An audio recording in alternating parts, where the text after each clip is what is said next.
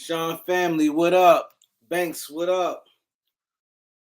Randy is in the building. What's good? How's everybody doing? Let's get the likes up. We got people in. We need all likes. Des, what's good, Des? Main Davey, what up? Tim, what up? Antonio. My boy Eric is in the building. TJ Money, Blood Money, what's good? Tim, what up? Reg Dog TV, go subscribe to my boy Reg Dog. Dow Pitts, what's good? Al, what up, Al? Yeah, it's plus Des. Raw, what up, Raw? My boy Raymond Benjamin in the building. Gregory Brown is in the building. LA Sports Live, go subscribe to LA Sports Live. Nike is in the building. Red is in the building. Let's get the likes up. Tron, what up? David, what up? Michael Alexander, what's good?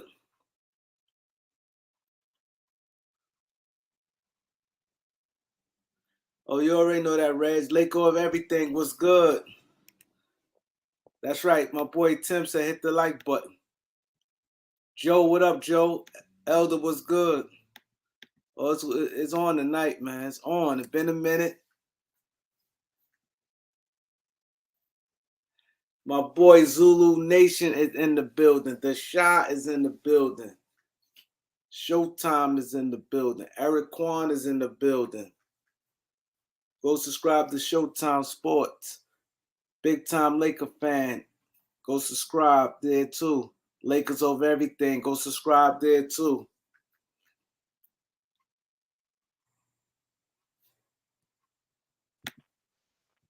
Christian, what's good? Carton, what up?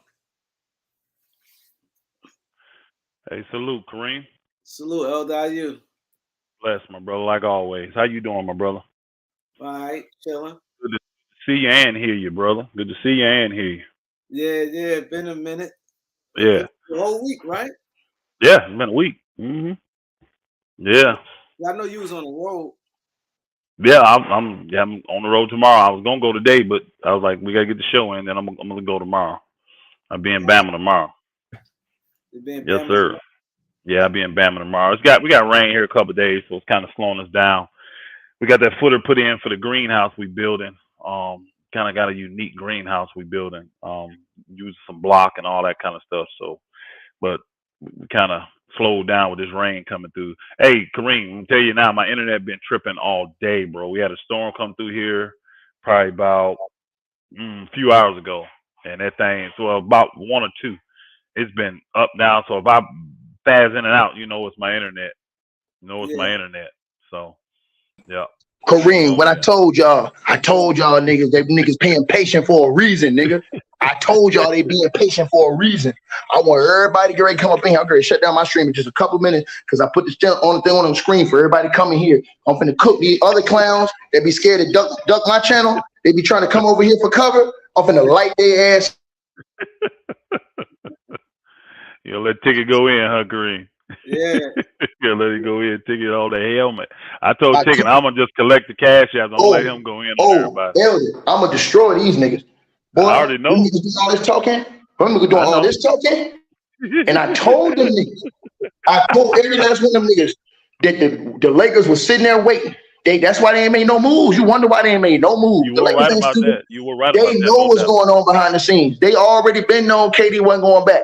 They just waiting the game, playing the waiting game. That's why they could have already made them little other moves. They ain't making that move. They ain't stupid.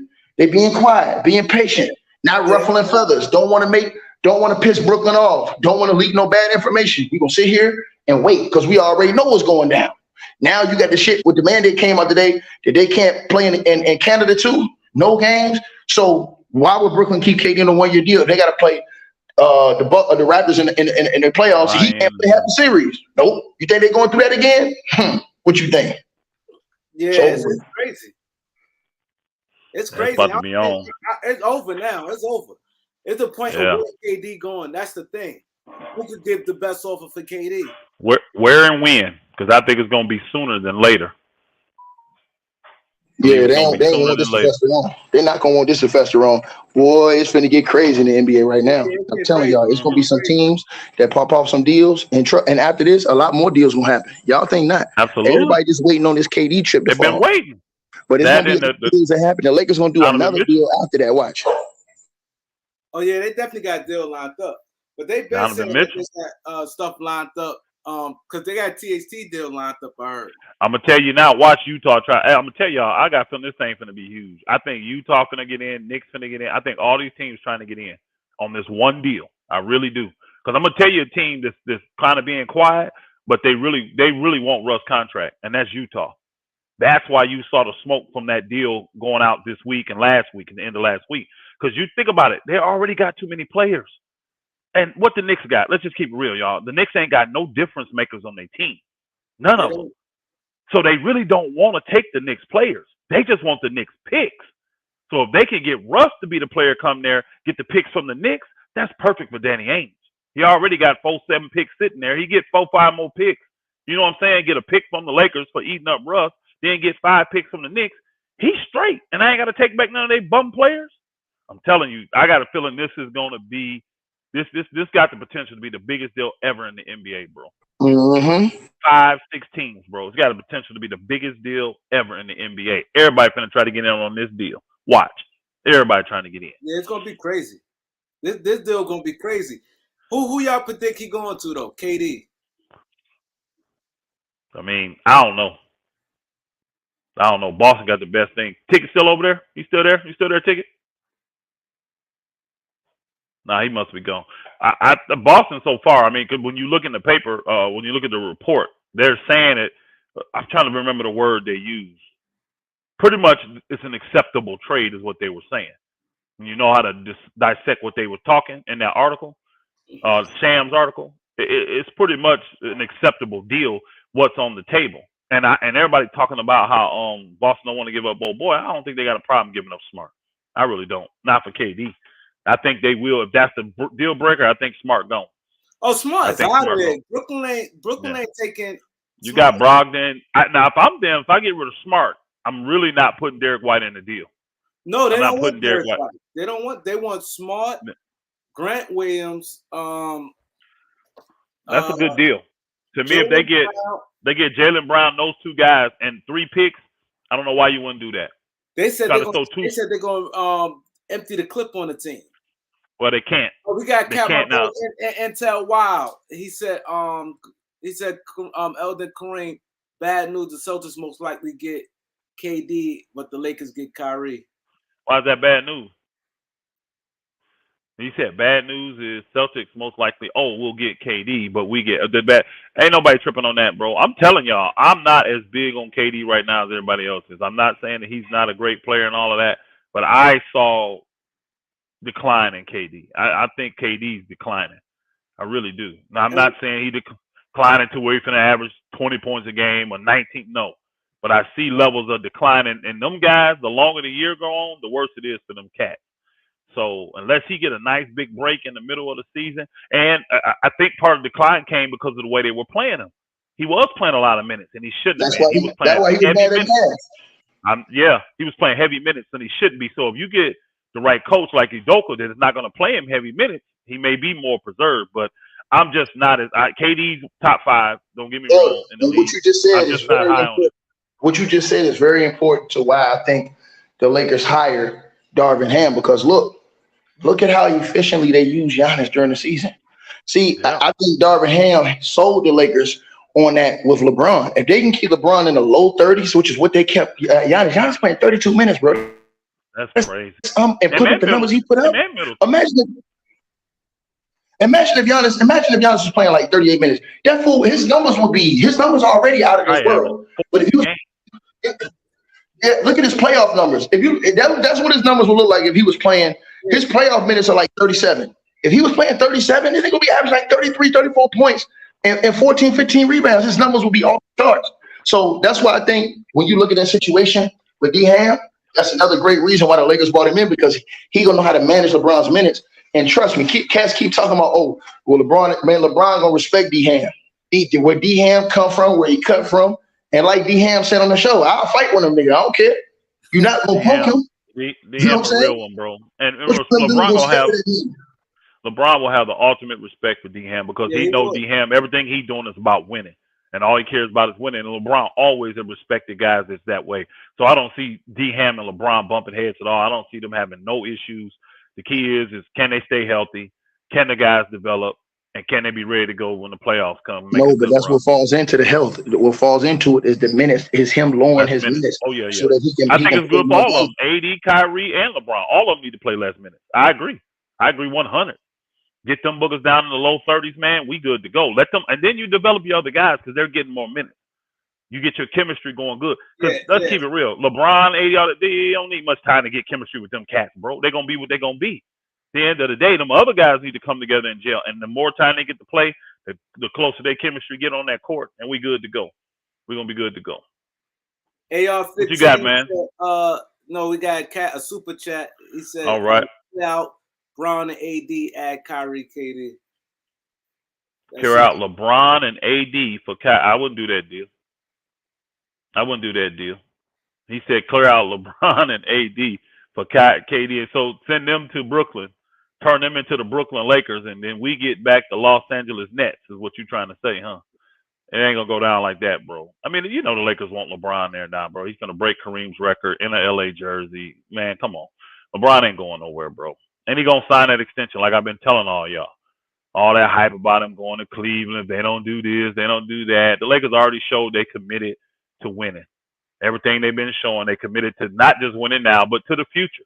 Darvin Ham was a futuristic move. You see what I'm saying? If they just totally committed to winning now, they would have talked old boy into coming or done a little bit more to get a more seasoned coach. No, Darvin Ham is a move for the future. Putting AD as a focal point, that's a move for the future. Now we just got to see if AD going to be able to step up. That's the big question mark in LA. Can AD step up? And folk don't have, let's just keep it real. Most of the Laker Nation, most people that on the outside looking in casuals, they don't got no faith in AD. They don't got no faith in AD, bro. Boston had to make the move with Jaylen Brown because they said Jaylen Brown already filling away, and he up for free agency in 2 years. I brought that up. He may leave. I brought that up earlier. I think I was talking to Showtime on Ticket Channel over there, man, back in the panel. I said, you saying this, Showtime was trying to say it was a bad move for Boston. And I'm like, why would that be a bad move? Just what if behind the scenes that he's not happy and he wants to roll? You see what I'm saying? If that's what they're getting, that ain't a bad move for Boston. You got to get something for him. Why wait till the last minute? And let's keep it real. What will Boston be able to get for Jaylen Brown better than Kevin Durant? Nothing. You'll never get a player better than that. And then especially the price go down after this year because he had 1 year left. And Absolutely. 1 year left on the deal, he Absolutely really ain't getting nothing. Yep. You know what I'm saying? So now, actually, it's a win-win. You don't got to go far. You get to play for a team that you're going to be the man, clearly. And you establish yourself as the given man. Now they re-up you on that suit and say you start making all-star teams and doing all that stuff to where your money can go up. It's a win-win for Jaylen Brown. He's not going to get the opportunity playing behind Tatum. So Jaylen Brown gets what in a big market. Oh, go ahead. Say what? No, say in a big market. There you go. Another big market. So I think it's a win-win for everybody. Boston, if they smart, they go ahead and put that package on the table now. They really want him. They just put that package that they know. Because honestly, I think we'll get it. I think that they can get it for those three players. If you do Grant Williams, Smart, and old boy, Jaylen Brown, 3 first-round picks and 2 pick swaps. I think that if Brooklyn say no to that, if Brooklyn says no, if I put that on the table and they say no, I hang up and I don't talk to Brooklyn no more. Yeah, I'm moving on. I'm not gonna waste time. I'm not gonna pee. I'm not gonna. No, bro. That is more than fair, especially in the market you're in now. I could hog tie your ass and say, no, we're not sending old boy and do fillers since you want these mega picks. You see what I'm saying? Bump that. Old boy and them got 5 picks. Role player and 3 first-round picks. Yeah. Hold on. We got fringe all-star.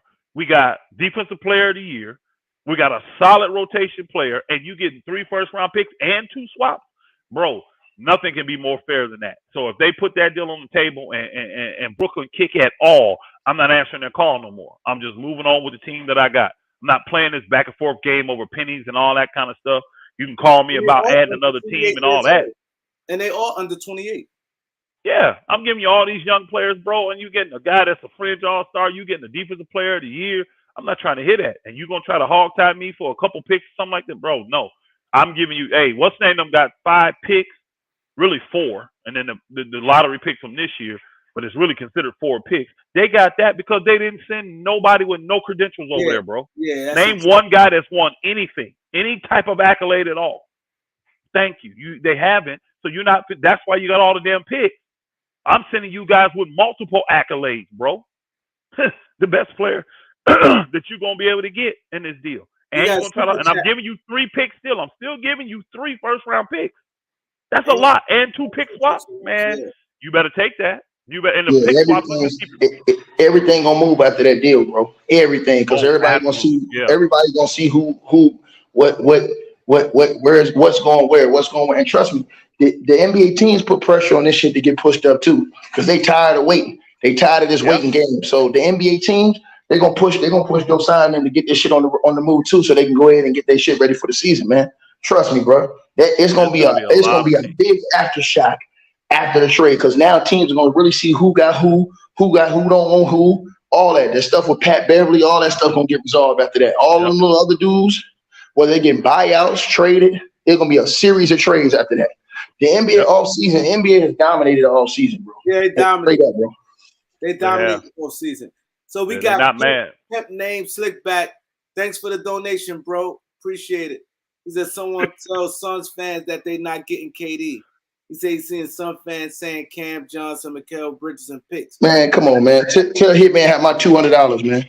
Yeah, that's Hitman X. Hitman, the only one I know out there putting that out there. Hey, Banks, we appreciate the super chat. My brother, he said, Banks said, go Pistons, salute to my guys on the panel. But do y'all think if y'all get Kyrie, will that be enough to put y'all over, and do y'all have to do more? And that's what Ticket was saying. Ticket saying the Lakers ain't done. This deal with Kyrie is not it. The Lakers made it clear. They're doing, Jeannie Buss made it clear. She said, we're doing moves, plural. So there will be more moves for the Lakers after that, at least one more. At least one more. And they trying to get the complete roster so they can give a real good shot at winning this year. I mean, it's going to be, let's just keep it real, y'all. These teams come back. These players are healthy. The NBA should be something this year, bro. We should get some really good games all year long. It's going to be a monster season this year. Yeah, it should be a monster season. It should be. If everybody can stay healthy, man, or partially, this is going to be a monster season. It's going to be one of the best seasons for the NBA in a long time. You know what I mean? And it like you just said about the NBA been dominating the news in the offseason, man. All that does is build up the hype for the NBA. So when the even the preseason, watch, Booker's gonna be, because so many people been out, they got to play the preseason. They got to. The stars got to literally get out on the court in the preseason. Man, it's gonna be something, bro. It's gonna be something. Hey, I agree with you. What's that? Nathan App or Nathan P? Nathan P. Appreciate the donation, brother. He said Tatum and KD a problem. I agree. That's formidable, bro. That's formidable. And I have to keep it real. Tatum has become a pretty decent playmaker, and KD always been a decent playmaker. So I like that. I think Boston, they're gonna be right there. They get that deal done. Boston is right there with the Bucks and Philly. Because you got two guys down the stretch, you're going to get some buckets in the playoffs, and then you got playmaker and Brock. They're gonna be a problem. Well, I agree. You may trust me. He may behind the scenes pushing that. He's pushing to get KD. Yeah, I just wanted, and I think for all parties involved, I really think for Brooklyn, it's better if they get it done now. Don't keep waiting. It's better to get it done, get that out the way, so you can get back to business. You can't even conduct business right now. Let's just keep it real. Because you got KD, because you got Kyrie, and you're tying up the whole damn NBA, you can't even conduct real business right now. Hey, I'll read this one too, Kareem. You read his last one. Pimp name Slickback. Appreciate the $5 donation, brother, to the Kareem Report. He says, by the way, I'm a Nets fan. Kyrie is headed out Nets. The Nets owner does not like Kyrie. He don't. He's not keeping Kyrie around. If KD is out the door, watch and see. We all agree with you over here. But Elder, that's why I told them dudes they was running around with this false narrative. They said, "Oh yeah, man, they pumping up Kyrie." Man, they don't like Kyrie, bro. They already showed y'all that.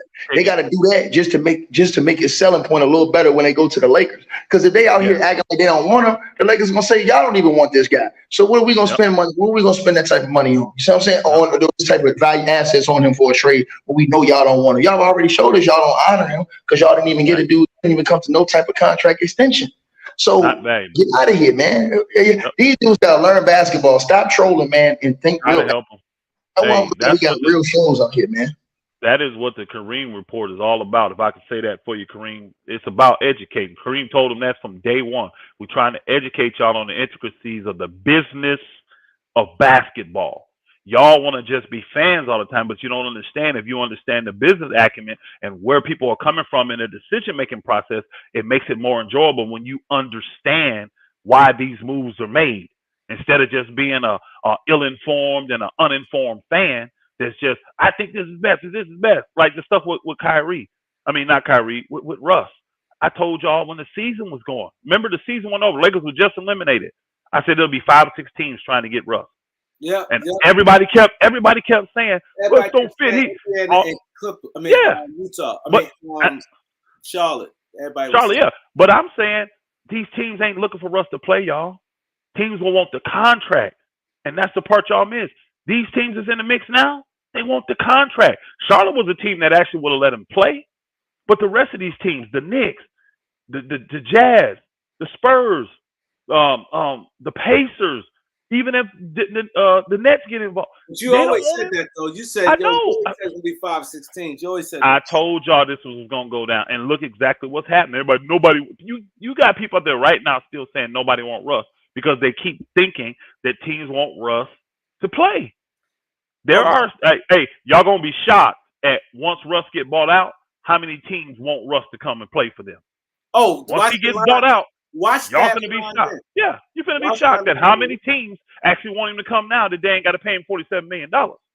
Watch how many teams still cool with Russ's skill set. Watch, you'll see. Hey, Bank. He says, appreciate, man. Again, man, y'all coming in heavy tonight from boy Kareem. Don't forget now, you got the Cash App down there. You got the KAREEMLOUALLEN Cash App. You can send that. That goes directly to him. And we'll read it from there. You can put the same thing you're doing in on the super chat. We'll read it. Kareem will read it from the Cash App. So Banks said, I agree with you. It makes, I'm sorry, Elder. Yeah, it makes. Go ahead. We don't see this when it comes to the super chat. They you're gonna get about 25% of that. You don't even see it. But go you're ahead. gonna get about 25% of that. Banks said, I agree with Kareem. Clippers look dangerous, bro. Lakers have no choice but to get Kyrie and something else. Clippers deep as shit. Clippers is they've had the best team, the roster that money can buy for the last few years, man. The Clippers, to me, they just can't stay out of their own way. So I'm never concerned about the Clippers. I really ain't. That's just me. Now, Kareem, he's been on record for saying it. He's been soundbited on other channels for saying it. You know, Lakers are worried about it. No, Kareem is worried about the Clippers. Elder ain't worried about shit. I ain't worried about the Clippers. I'm not. The Clippers will always, I remember being there, sitting there, waiting on the Clippers in the bubble. Did they ever show up, y'all? I'm not concerned about them. They will do something to get in their own way. And like Ticket said this earlier on his channel, and this is just basketball. You got too many guys. That's possible, y'all. People got to eat. People want incentives. People want maxing out their cut. They got too many guys. You only got one ball out there. Right on the head, Elder. They're going to end up having to make a move, trade deadline to get rid of some of those guys because some of them guys going to want minutes because that affects their money going forward. You ain't getting no minutes. And with how Tyronn Lue playing, Tyronn Lue ain't guaranteeing you no minutes if you ain't them top 2 or 3 top 2 guys. So you might play 25, 30 minutes one night and 10 the next night. You ain't fitting the gas. Some of these cats, some of these cats gonna take some DMPs when they healthy. They gonna take DMPs. You can't have a 13-man rotation all year, bro. So again, you loading up, you paying all that money, they will do something to get in their way. I am not concerned. Now, Kareem, I get his point about Kyrie giving us an option against them that's going to be very difficult for them to come at. So I love having 2 options. I agree with what Kareem said about how LeBron doesn't dominate them. He does well. He just don't dominate the Clippers, right? He don't dominate. He plays well though, but he don't dominate them. Kyrie gives them an option at the Clippers that we ain't had. And then, of course, if AD healthy, they got nobody that can guard AD. He will dominate their tail. So I do understand where he's coming from. I'm just not concerned about the Clippers. I ain't concerned about them. I hope they make it so they can kind of see what real big boy basketball is about. All that popping off at the mouth. That's the thing I can't say about the stripper fans. They talk so much trash for a team that has never won anything. You got like 0 legs to stand on. Nothing. You've done nothing. You have nothing to hold your head on except you're a Clipper fan. And you got a couple broke knees and broke elbows and jacked up shoulders and jacked up wrist guys over there that can't stay healthy too. You want to talk about AD, you want to talk about all this, you got the same thing. Man, let me move on. Lakers over everything, man. Go subscribe to his channel. He got a good channel, man. He sure does. Lakers over everything. Everybody get over there and subscribe to that. Man, we appreciate the $20 donation. Lakers over everything he says, we get Kyrie and Seth. We're not getting Seth in the deal with only one of the picks. Yeah, you want the moon and the stars, don't you, brother? And then get Brogdon and Pat Bev from Utah. Lakers and Celtics for battle of number 18. Book it. So many storylines in that final. Hey, bro, if they do that, that's going to be wild. If the Lakers pull that off, that's going to be wild. I don't think that's going to happen. I don't want Lakers fans to, you're not going to get Kyrie and Seth Curry for one first-round pick. Not one, maybe Brooklyn. Hey, if that's the case, if that's the case, Brooklyn, that owner needs to have his team stripped from him and get somebody to know what the hell they're doing. He's stupid as hell to do that. He ain't got to do that, so there's no reason to do it. No, but I think for 2 picks it can happen. Yeah, we'll see. But that would be straight up trade, though. I really believe, y'all, this is not going to be this Lakers. It's not going to be 2 teams. I really think, I'm telling you, I think all these teams that are involved, they're going to latch on to the deal. Once the deal is done for KD, wherever it is he's going, let's just assume. Let's assume, all right, y'all? This ain't set in stone. We're assuming. Let's assume he go to Boston. Everybody finna latch on to that. They're going to latch on to it. They're going to latch on to that deal. My boy, Jamal, he said, salute, Kareem Elder ticket, first time tuning in. Thanks, Jamal. Oh, man, we appreciate you, brother. Hey, hit that subscribe button, man. Hit that subscribe button, my brother. Hopefully you did. We appreciate the offer. Subscribers up. The subscribers been falling on Elder. You have to talk to them. They've been falling off? Ever since he got 5, they ain't been moving. You mean they ain't been? Hey, Kareem, I can't really talk to him when you ain't been on, bro. You know what I'm saying? I can't jump on him for not subscribing when you ain't been putting out videos, bro. So you get the videos rolling again. I get on the subscribers. All right, we got to do our part too. So we got to do our part too. But Kareem been busy out of town. I've been out of town, y'all. Hey, but again though, we picked a week to do it. Wasn't jack going on. We back now. We back. This it. You can see it's right here. We right here. Time is up. We right here. So, but no, salute Jamal, man. Hopefully you hit the subscribe button, my brother. Get them notifications. Hit that bell. We're gonna keep it rolling. We're gonna keep it rolling. I'm ready, man. I'm ready for all this to go down. This is Elder Clippers talk. I'm ready for all this to go down. I really am. And I'm ready to see all the different moves. I mean, what's his name? Donovan Mitchell. He's still probably going to be on the move, y'all. There's so many other teams that's waiting to make can't because they got to wait on this KD thing. And, you know, what KD did today, bro, was crazy. What he did today, what he allowed to take place today was crazy. And I knew that the guy, Josiah, whatever his name is, he didn't have any choice but to respond the way he did. But he tweeted. Which is cool. Twitter. He tweeted out and said the coach and the GM got his support. Facts. He tweeted that. I was trying to explain to brothers, there's no way possible he could fire them right now. I mean, the owners would jump in and be ready to take this man's team from him if he was to cave to the players. This is like the biggest issue they have. And let's keep it real. What the players are doing, the owners are accusing the superstar players of malpractice pretty much. Are they accusing them of abusing their power? No one denies that the players, the superstar players and the agents have the power. Nobody denies that. But they're accusing this group of superstars of abusing their power. So for KD to do what he did today and let that come out like that, and if that owner was to cave to that, bro, oh man, we may not have a season, bro. He can't do it. For one, the collective bargaining agreement is right around the corner, and two, he's a new owner. He don't have that cachet like that. Like, you know what I'm saying? He can't do it. They were like you said, they're bomb on him. Yeah. He said, "Hey, no. Reeves "Will I do it? Yeah, I'll do it." Be quiet, Kareem. Stop that dumb shit, man. Now I had to answer him. Kareem, why? Why you gotta answer him? Because you put it up on the screen? Because you don't like Austin Reeves? That's why you gotta answer him, bro? Huh? Hold on, Kareem. How much money does Austin Reeves make? I know it can't work money wise. Hey man, let's keep it realistic then. Let's keep it realistic. I know it can't. Y'all try to live out y'all boyhood dreams against people you don't like, man. Austin Reeves makes about $1 million, my brother. Hey, Seth makes 8.5. He makes almost $9 million. You can never. The money don't match. You couldn't trade those two. Yeah, you could, and it would be an insult to Seth Curry to even put Austin Reeves in a trade with him. Nah, bro. Yeah, facts, Elder. I was saying that earlier in our stream.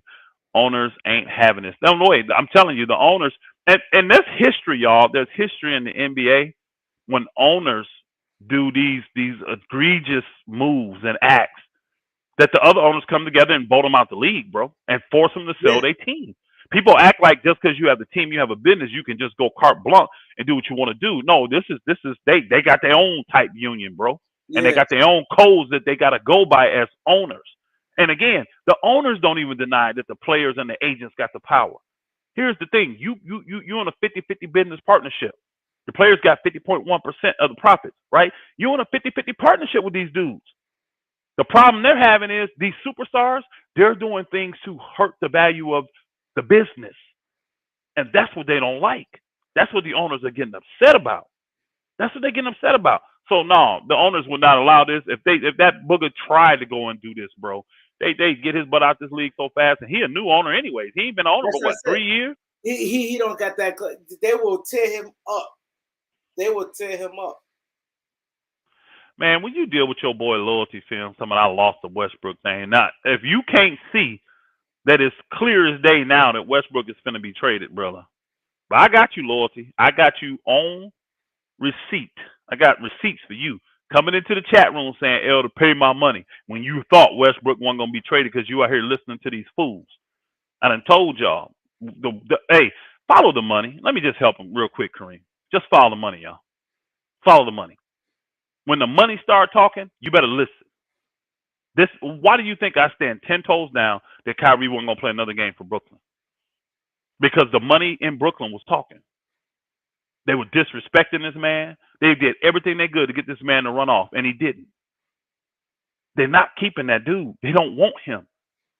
When they said, hey, this is the thing. Remember, don't forget, Brooklyn said they were willing to lose KD over him. Well, guess what? They losing KD over him for not giving him an extension, and it's too late to repair it now. They can't come in now and repair it. Nope, it's too late. So if Kyrie gone and you thinking, hey, I told you this, loyalty.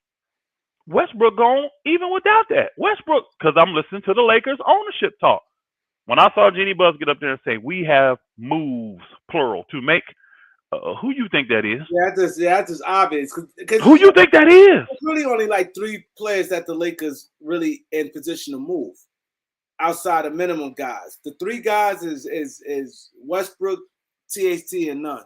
So those, like outside of that, is really nothing else the Lakers really moving right now. Yeah, they're going to make that move with Russ and see what we get back in that. And then they're going to make a move with THT, none if need be. That's what they're going to get. Herm Elder celebrating because they running from the grind switching players. I have no idea what Showtime's talking about. At the end of the day, we're not celebrating. It ain't nothing to celebrate, honestly. I mean, it's the Brooklyn Nets exploding because they trusted in players. And the players let them down. And ownership needs to learn. I mean, think about it. They spoke about this earlier down what's the name. The Lakers went through this. We had our explosion. Hey, Brooklyn, I'm going to tell you right now, Brooklyn should be happy. You would rather go through this in the off season in the summer so that you got a chance at a decent season. The Lakers just went through this during the season, y'all. That's all. Control with players back and forth, this and that with LeBron. You see what I'm saying? We just went through it in the season. All y'all got to see the shit show. All y'all got to see us implode in front of the whole country. See what I'm saying? So Brooklyn, you should be happy. You should be happy that if it's got to happen.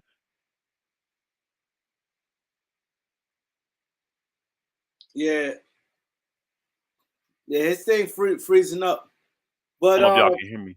yeah, you froze I up. told you my stuff tripping, bro.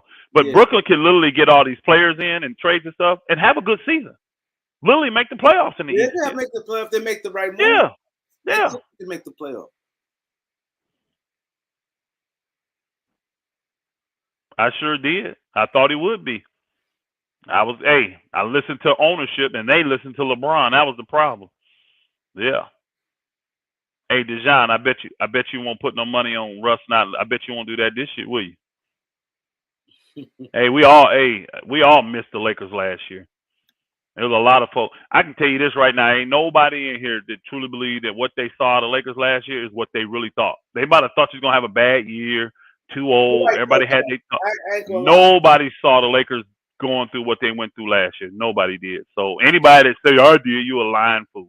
Nobody KD and Kyrie are gone. Paul Theory, me and you finally agree on something. Because I believe KD and Kyrie are gone. But again, it's even more news in the NBA because we got these.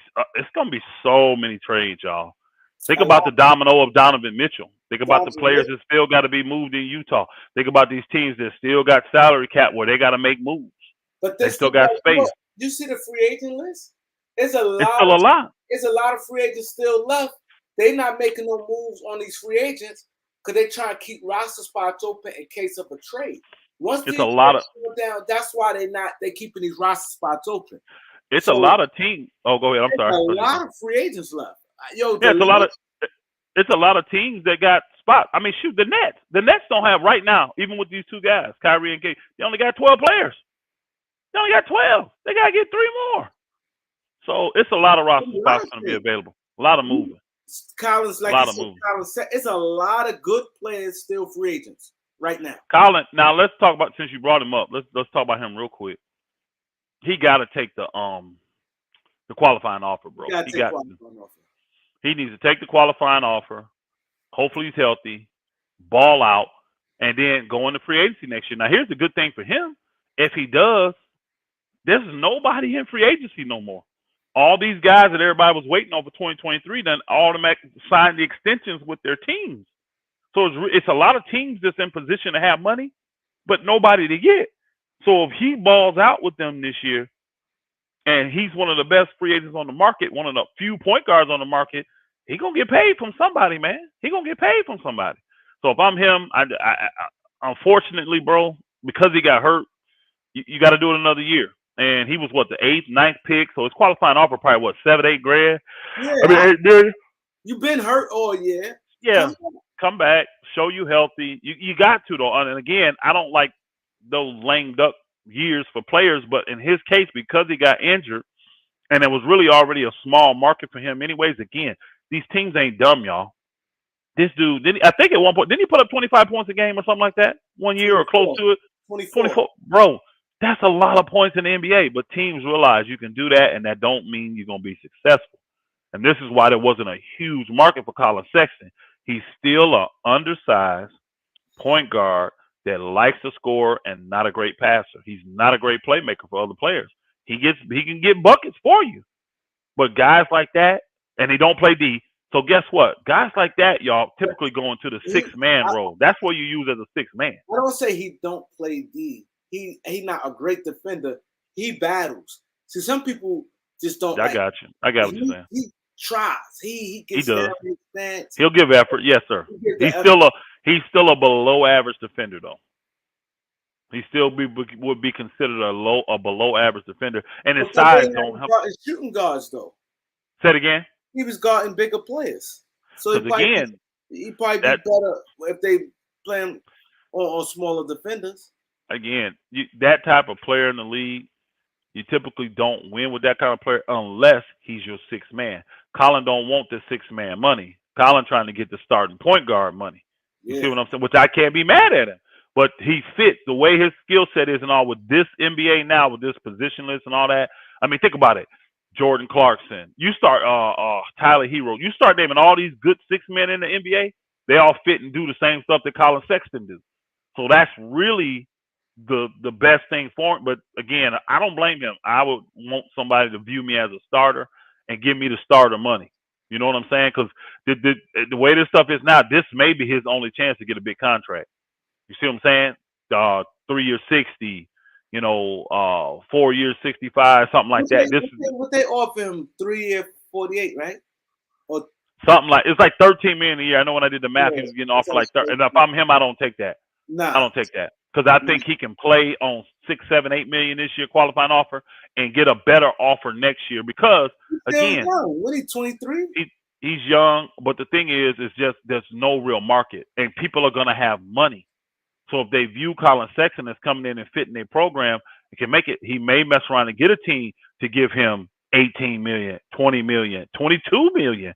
You see what I'm saying? And this is another thing he may be good at, y'all. A team may have an injury and need Colin Sexton. Boom. Now they can trade him. And now you're on audition for that team and do the same type of thing that the Lakers did with what's his name? 7.2 is his qualifying. Thank you, Murby. Appreciate that, brother. So play on that 7.2. Don't take the 13 for 3 or 4. Because if you go ball out, ain't nothing you can do. Like Clarkson, but Clarkson knew his niche, right? He got in that 6-man, but what he producing, people saying he outperforming it. But when you're a 6-man, they expect you to come in and score 18 to 20 points a game. And that's it, though. They don't expect nothing else from you. Colin has to create a different niche for him to get that bread. But next year is the best year to do it because you're going to have like 20 teams under the cap. All you need is one. All you need is one of them 20 to say Colin Sexton's our guy. He's a difference maker. We got money to bring him in. Let's add him to the fold and see. Even if it's on a short term, 3-year deal, team option on the third. Say a team will do 3 years 60. But we want a team option. Why would he not do that? That's 40 million guaranteed. You know what I'm saying? Why would he not do that instead of taking this 13 million, 14 million for 3 years and you obligated? So I think he got to take the qualifying man and roll with that thing. He said if LeBron can get Kyrie, Harris, and Cam Reddish, what Harris? What Harris he talking about? Joe Harris. Joe Harris? Yeah, I don't know what the scoop is with Joe Harris. I've heard a lot of reports on that, Kareem, that he hurt. He got to have another surgery. I've seen a report saying he's going to be ready by training camp. I don't know what the deal is with Joe Harris. The Lakers ain't high on Joe Harris for some odd reason, y'all. So, and he fits what we need, a wing that can create his little shot a little bit, that can shoot. I mean, he's been the best shooter in the NBA for like the last 3-4 years. So he fits what the Lakers doing, but they don't want him. So it's got to be the medicals, y'all. There's got to be something in the medicals that the Lakers are not liking about him. Because, again, they want to move THT. And to do Harris deal, now you got to move. Well, you ain't got to move THT. You could move. No, you got to move THT because he makes 19. Yeah, he got to move THT. You got to move him. It said Kyrie Irving. Internet tripping, man. My internet tripping, ain't it? Yeah, it's tripping.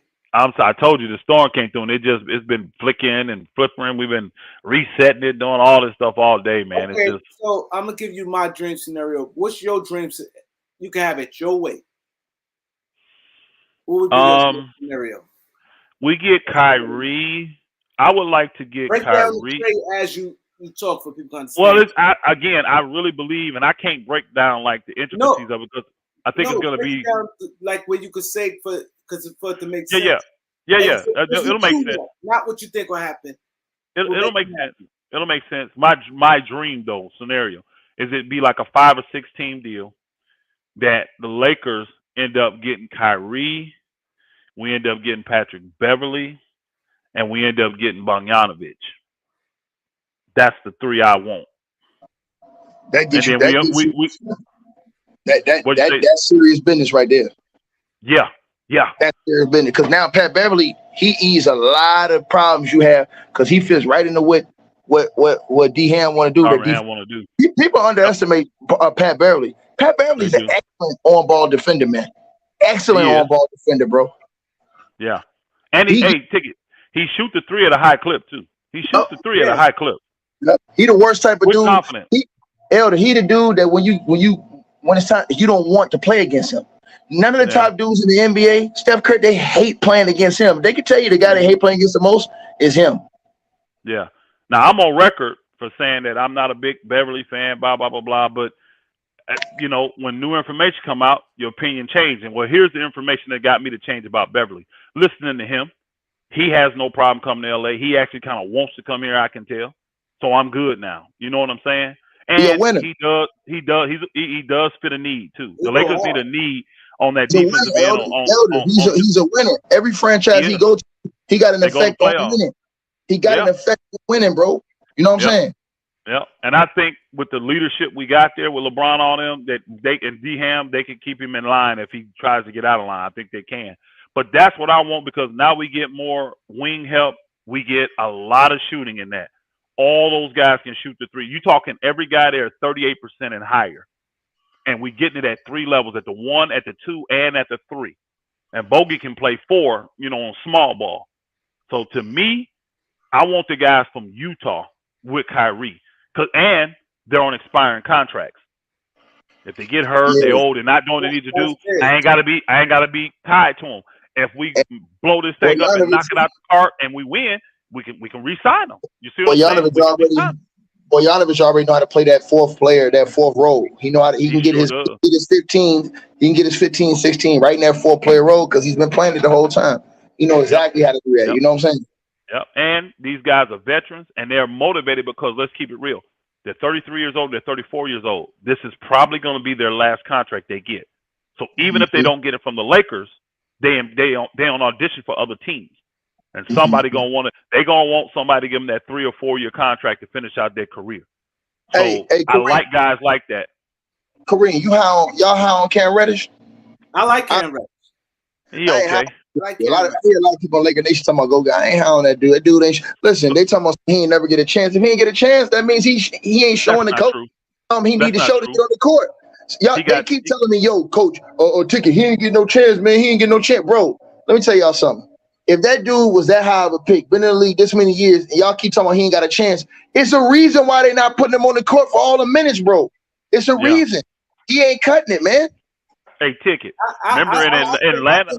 I think Cam playing with Bron and playing under Darvin Ham, I think it could show. Some players need certain coaches. Man, come on, that dude don't have every coach he can have, man. He had the first coach. Then he had the good coach. He had the friendly coach that really let you play. And what's the black coach name down in Atlanta? In Atlanta, yeah, I know you're talking about. In the playoffs? No, but you're not hearing me, man. Bro, man, come on, man. And then he come to LA. And I'm gonna tell you something. Austin Reeves better than him, man.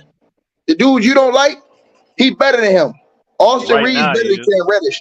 Right now, he better than Cam Reddish. The dude you be talking about, Kareem, he better than him right now. Now he a little older and more mature, but he's a little bit more look, he better than him right now, bro. He bring more to the table than him too. He bring more to the table too, bro. I don't know how you don't see that, Kareem. I don't know how you don't see that, dog. Austin Reeves, nice, he can run the point. He give effort on defense. He ain't scared of the moment. And he clutch. Yep. You going by him running the point by you saw the last game of the season? No, bro. The Lakers have told you that they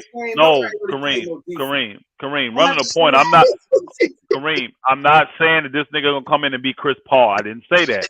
But just to bring the ball up and initiate the offense, he can do that. Hold on, Kareem. I say that because that sounds simple, but there's a lot of guys in the league that cannot do that. KCP, great as he was, he couldn't do that, bro. Danny Green, great as he is, he couldn't do that, bro. No, but I haven't seen no handle with him bringing the ball up. Open your eyes. Come on, man. He brought the ball up plenty of times during the Lakers season, bro. That's all I can tell you, my brother. Kareem, what are you talking about, man? No, not under like I saw when defense come, he get that ball up like a hot potato. Nah, man. Hey, Kareem ain't sold on him because he's white boy, Elder. I'm telling you. That's why Kareem not sold on him. I'm telling you the truth. I don't know what it is. That's why Kareem not sold on him, bro. Bro, listen, I'm telling you right now, bro. Like Austin Reeves. Austin Reeves play hard. First of all, he gonna play hard every night. He gonna give second effort. Hey, look, this dude always crashing the offensive boards. He always doing the small things. He got big games, and he always bring the small things that nobody else want to do to help teams win. I don't know what you be looking at, man. Hey, yo, nah. Look at it. Look, Elder. Look at the disrespect. Talking about he need to be deep on the bench. Come on, man. Red's out there. Hey, Red's dog out there in LA too, man. I'm telling you, they're gonna be mad when they see this squad and Austin Reeves either the first or second man off that bench. Watch, they're gonna be mad. His Even growth with gonna be whoever we crazy. bring, he's gonna be the first, second guy off that bench. I'm telling y'all, man, you can't win chips without guys like Austin Reeves on your team. You got to have guys like that as role players on your team. And he young and cheap. There ain't no way. With them dudes, Elder, with these type of dudes, man, they'll give Austin Reeves to a different team and watch him blossom on a different team. Blow up. I tell you, you watch him blossom on a different team, man. Y'all let me know y'all know basketball, man. Y'all be watching. Y'all want all the flash and all of what you call it, man. Y'all got to be looking at the all-around game, bro. I'm gonna make it clear. I'm make it clear with him, right? Make it clear. It don't have nothing to do with him being white. Like I don't have. There's a lot of white players I like. But you not giving him overrated for Lakers. Kareem. You're not giving him credit for everything he do. No, he look at all don't. Kareem. Fan talk about him. Kareem. He shows you he Laker clutch. fans, let's keep it real, Kareem. We Laker fans. They can be some of the most obnoxious people at times, because they will. Kareem, you've made shows talking about how Laker fans will devalue their players. They have one bad game, and you will see a billion blogs about how horrible this guy is. Because they didn't used to. They didn't used to be that way. They didn't. Look, we had dudes like Slava Medvedenko, all them dudes. DJ Banger, they never killed them dudes in the press ever. They never killed them online. None of that stuff, bro. They always supported those guys. Luke Walton, bro. Luke Walton was getting big burn for the Lakers, man. And you talking about Austin Reeves? Man, he started, bro. Austin, he way better than them cats, man. Way better. Hype up Caruso. I seen him hype up Austin Reeves. I know why they doing it. Don't get me wrong. Why they doing it? Austin Reeves credit. No, Austin Reeves better than Caruso. Why they doing it? He plays smart. He plays smart, right? But I don't see no real difference. No. Come on, Kareem, man. Kareem. First of all, Kareem. First of all, watch this, Kareem. Watch this. He's athletic. For a white boy, he's athletic. Second of all, he got great instincts in the game, meaning he get in the passing lanes. He understand the game. He know how to play the game at a high level. You understand what I'm saying? Third of all, he's clutch. He's unafraid of the moments. Fourth of all, he's not a bad shooter. He's not a bad shooter, bro. Fifth of all, this dude can create his own shot. Austin Reeves can get his own shot. Hold on. Meaning, Austin Reeves can break down the defense off 1-2 dribbles and get to the cup and score the basket, bro. I've seen him do it this season.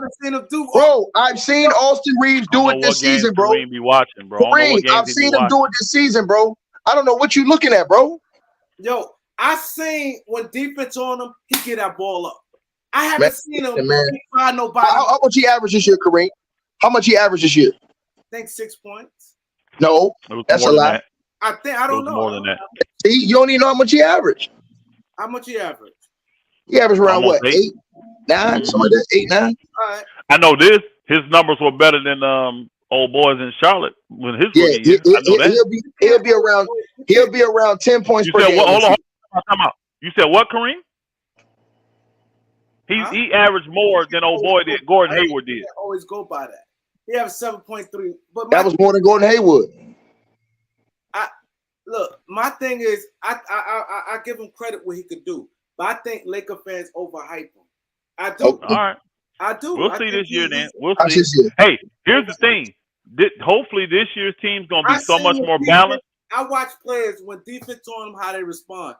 Okay. I haven't seen them do it. Man, come on, you capping, man. No problem. So what was he doing in Dallas? Hey, when he was hitting game winners with boogers draped on him, what was he doing with that defense? He got lucky. I got it.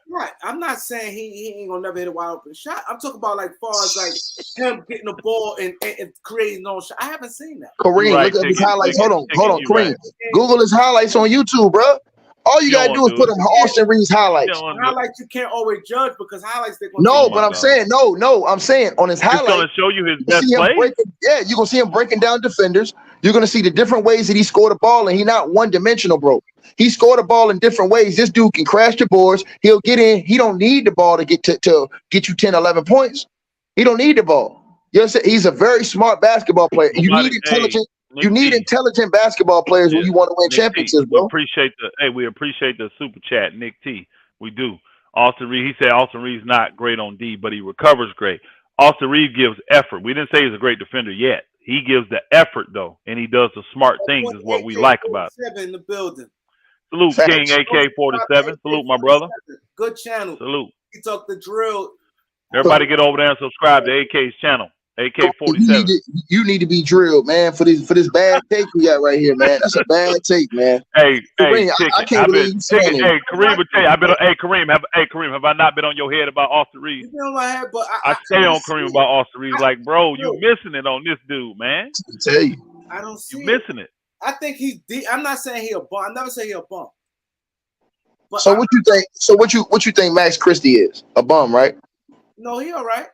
So, but he all right for Austin Reeves. Man, come on, Kareem, man. Hold on, I never said Elder. Didn't I say Austin Reeves all right? But who you think better though? Who you think better? Him or Austin Reeves? It's kind of the double talk though. You'll say you're all right, but then you'll bash the stuff that he do good, and it's just like. And I haven't really. Max Christie ain't finna get no burn and shit. Zero. Oh, no. Hey, he gonna be in the G League. Watch. He gonna be in the G League. No minutes. He gonna be in the G League. He gonna be in the G League. He gonna be in the G League. 0 minutes. If this roster is what it should be, they should play him more in the G League because it don't do him no good to be the 15th man sitting on the end of that bench. Go on, let him get some burn. Let him go work on his individual game and play well in the G League. That's what should happen. Max Christie should be in the G League this year. Yep. I don't know what Kareem talking about, man. That nigga Kareem, man. Kareem, you gotta go pull up his you gotta go pull up his highlights and look at the many ways he scored the ball.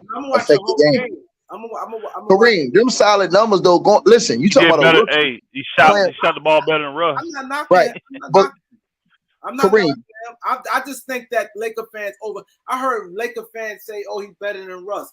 I heard Laker fans say he should start. He ain't saying that. He just shoot better than Russ. That's all. No, we ain't saying that, Kareem. But what you gotta remember is you gotta remember the dynamics too. He a rookie coming into that situation with the Lakers. Bro, that ain't easy. That's not easy. But on a big but you playing on a big stage with all-time greats. That's not easy to go in there and perform like that, bro. You got expectation, and bro. He was earning his minutes. He was literally like one of the bright spots. That's it. Him and Monk was like the bright spot. But this week he said like he said he the 5th best player in the Lakers. You think he the 5th best player in the Lakers? He is not the 5th best player in the roster. He's not a championship team. He's not. Hold on, who on the roster right now? Hold on. Well, I mean, Bron, again, I'm going by. Bron, AD, Russ. Kendrick Nunn. Thomas Bryant, Kendrick Nunn. He ain't better than Kendrick Nunn. Hold on. He ain't better than Kendrick Nunn. He's not better than Kendrick Nunn. No, he's not. Listen, Thomas Bryant, we got to see him. He been working. Hey, Thomas Bryant look all right, Elder. You seen that video of him online yesterday? Yes, bro. You seen that video? Thomas Bryant. He over there. He over there. Rico Hines. They got that video up of him on Rico Hines hitting threes. I bet. I'm telling you, Thomas Bryant. I'm not saying he's the 5th best player. That's irrelevant because once you get past your top 2 or 3, it's up in the air. So we got a lot of guys that really on to prove themselves. A lot of guys have gotten buried. Like, people don't realize, balled out in Washington. Why do you think Chicago wanted him? The Brown dude.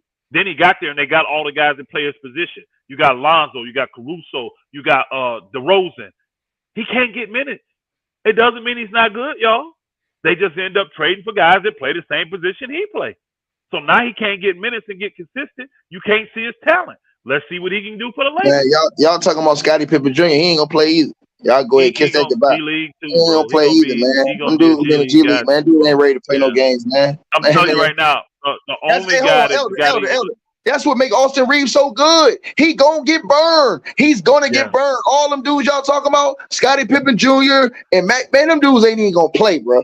They ain't gonna see no minutes, bro. None.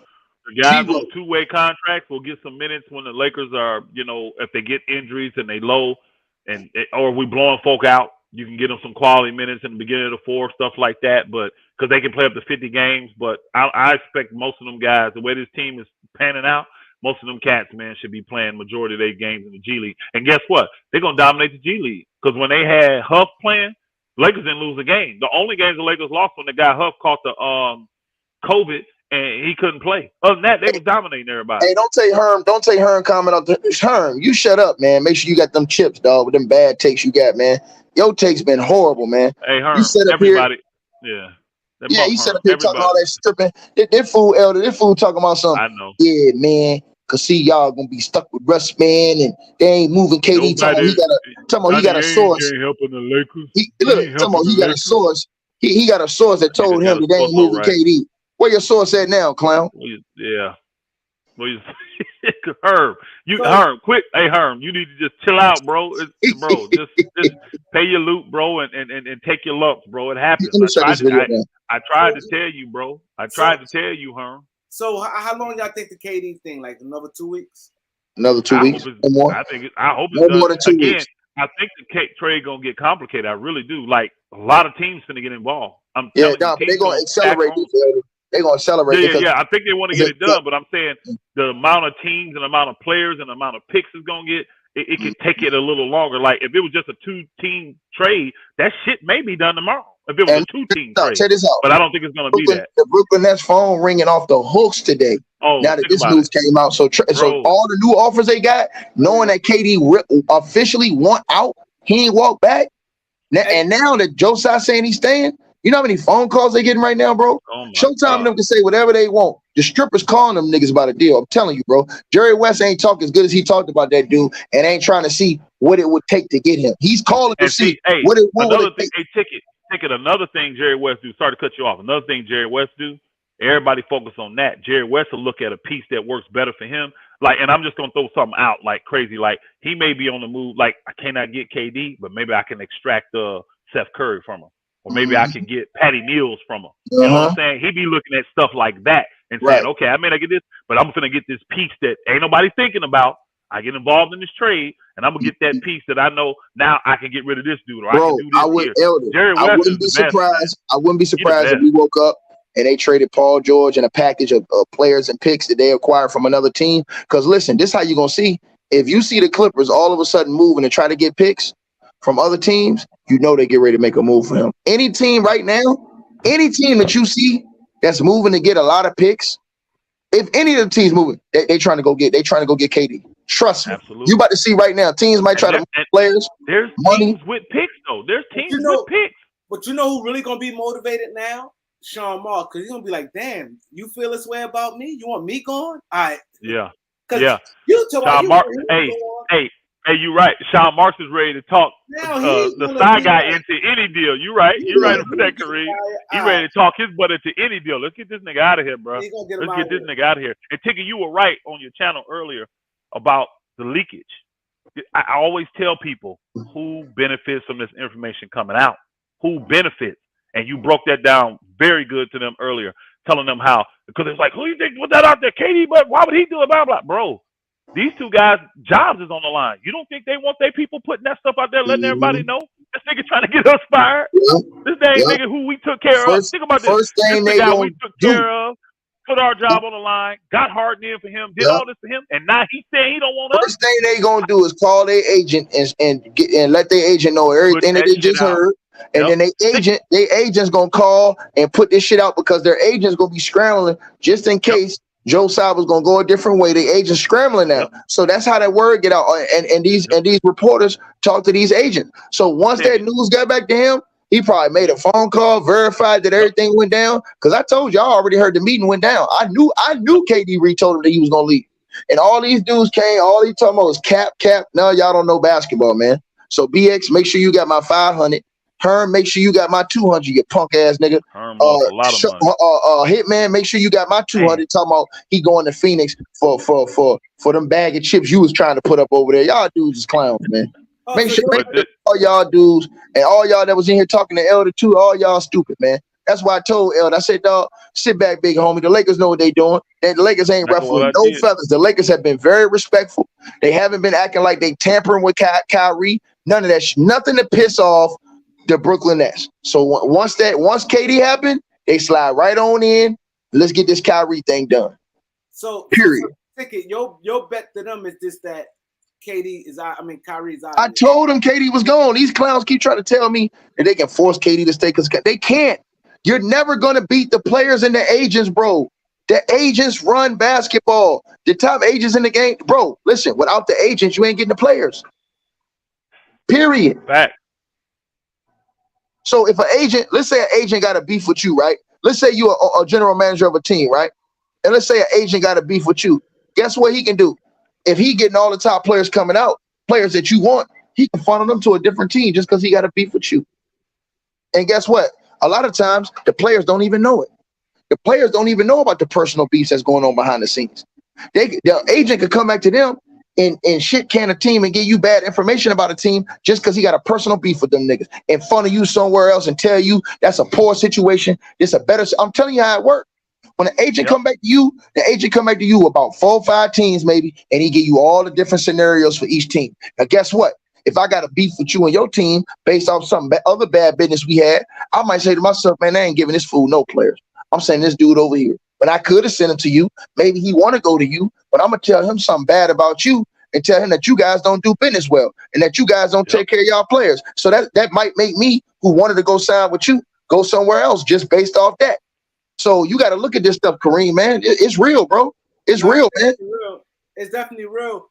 Yo, we need to get the subscribers up. Subscribe. We got Ticket here. We got Showtime. We got a lot of people. My boy AK, everybody come through, man. Y'all got to hit that subscribe button. You know what I'm saying? Oh yeah, definitely hit the subscribe button, man. That like button, man. That like button. We should have 400 likes and we got 500 people in here. That's why I told you, man, keep putting that stuff on here, man. I'm trying to tell you, Showtime. It doesn't matter that he was gonna stay. Y'all missing my whole point.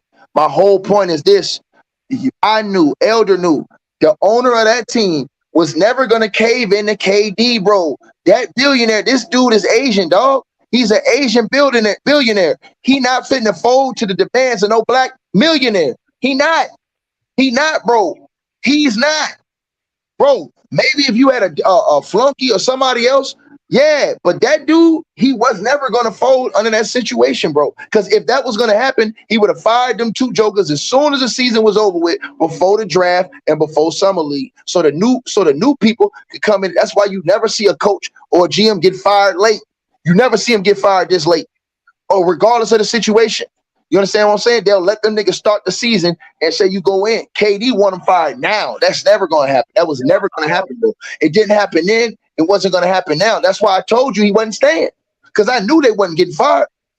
Once you got past the trade, the draft, and once you got past summer league, man, them dudes ain't getting fired, man. That dude is summer league. Turn your volume up, Kareem. We can barely hear you. Ticket. Do you mind? Cause them guys, they want to come at you, but I'm bringing one by one. Okay, let them come, nigga. I'll cook each and every. Don't mean unto me.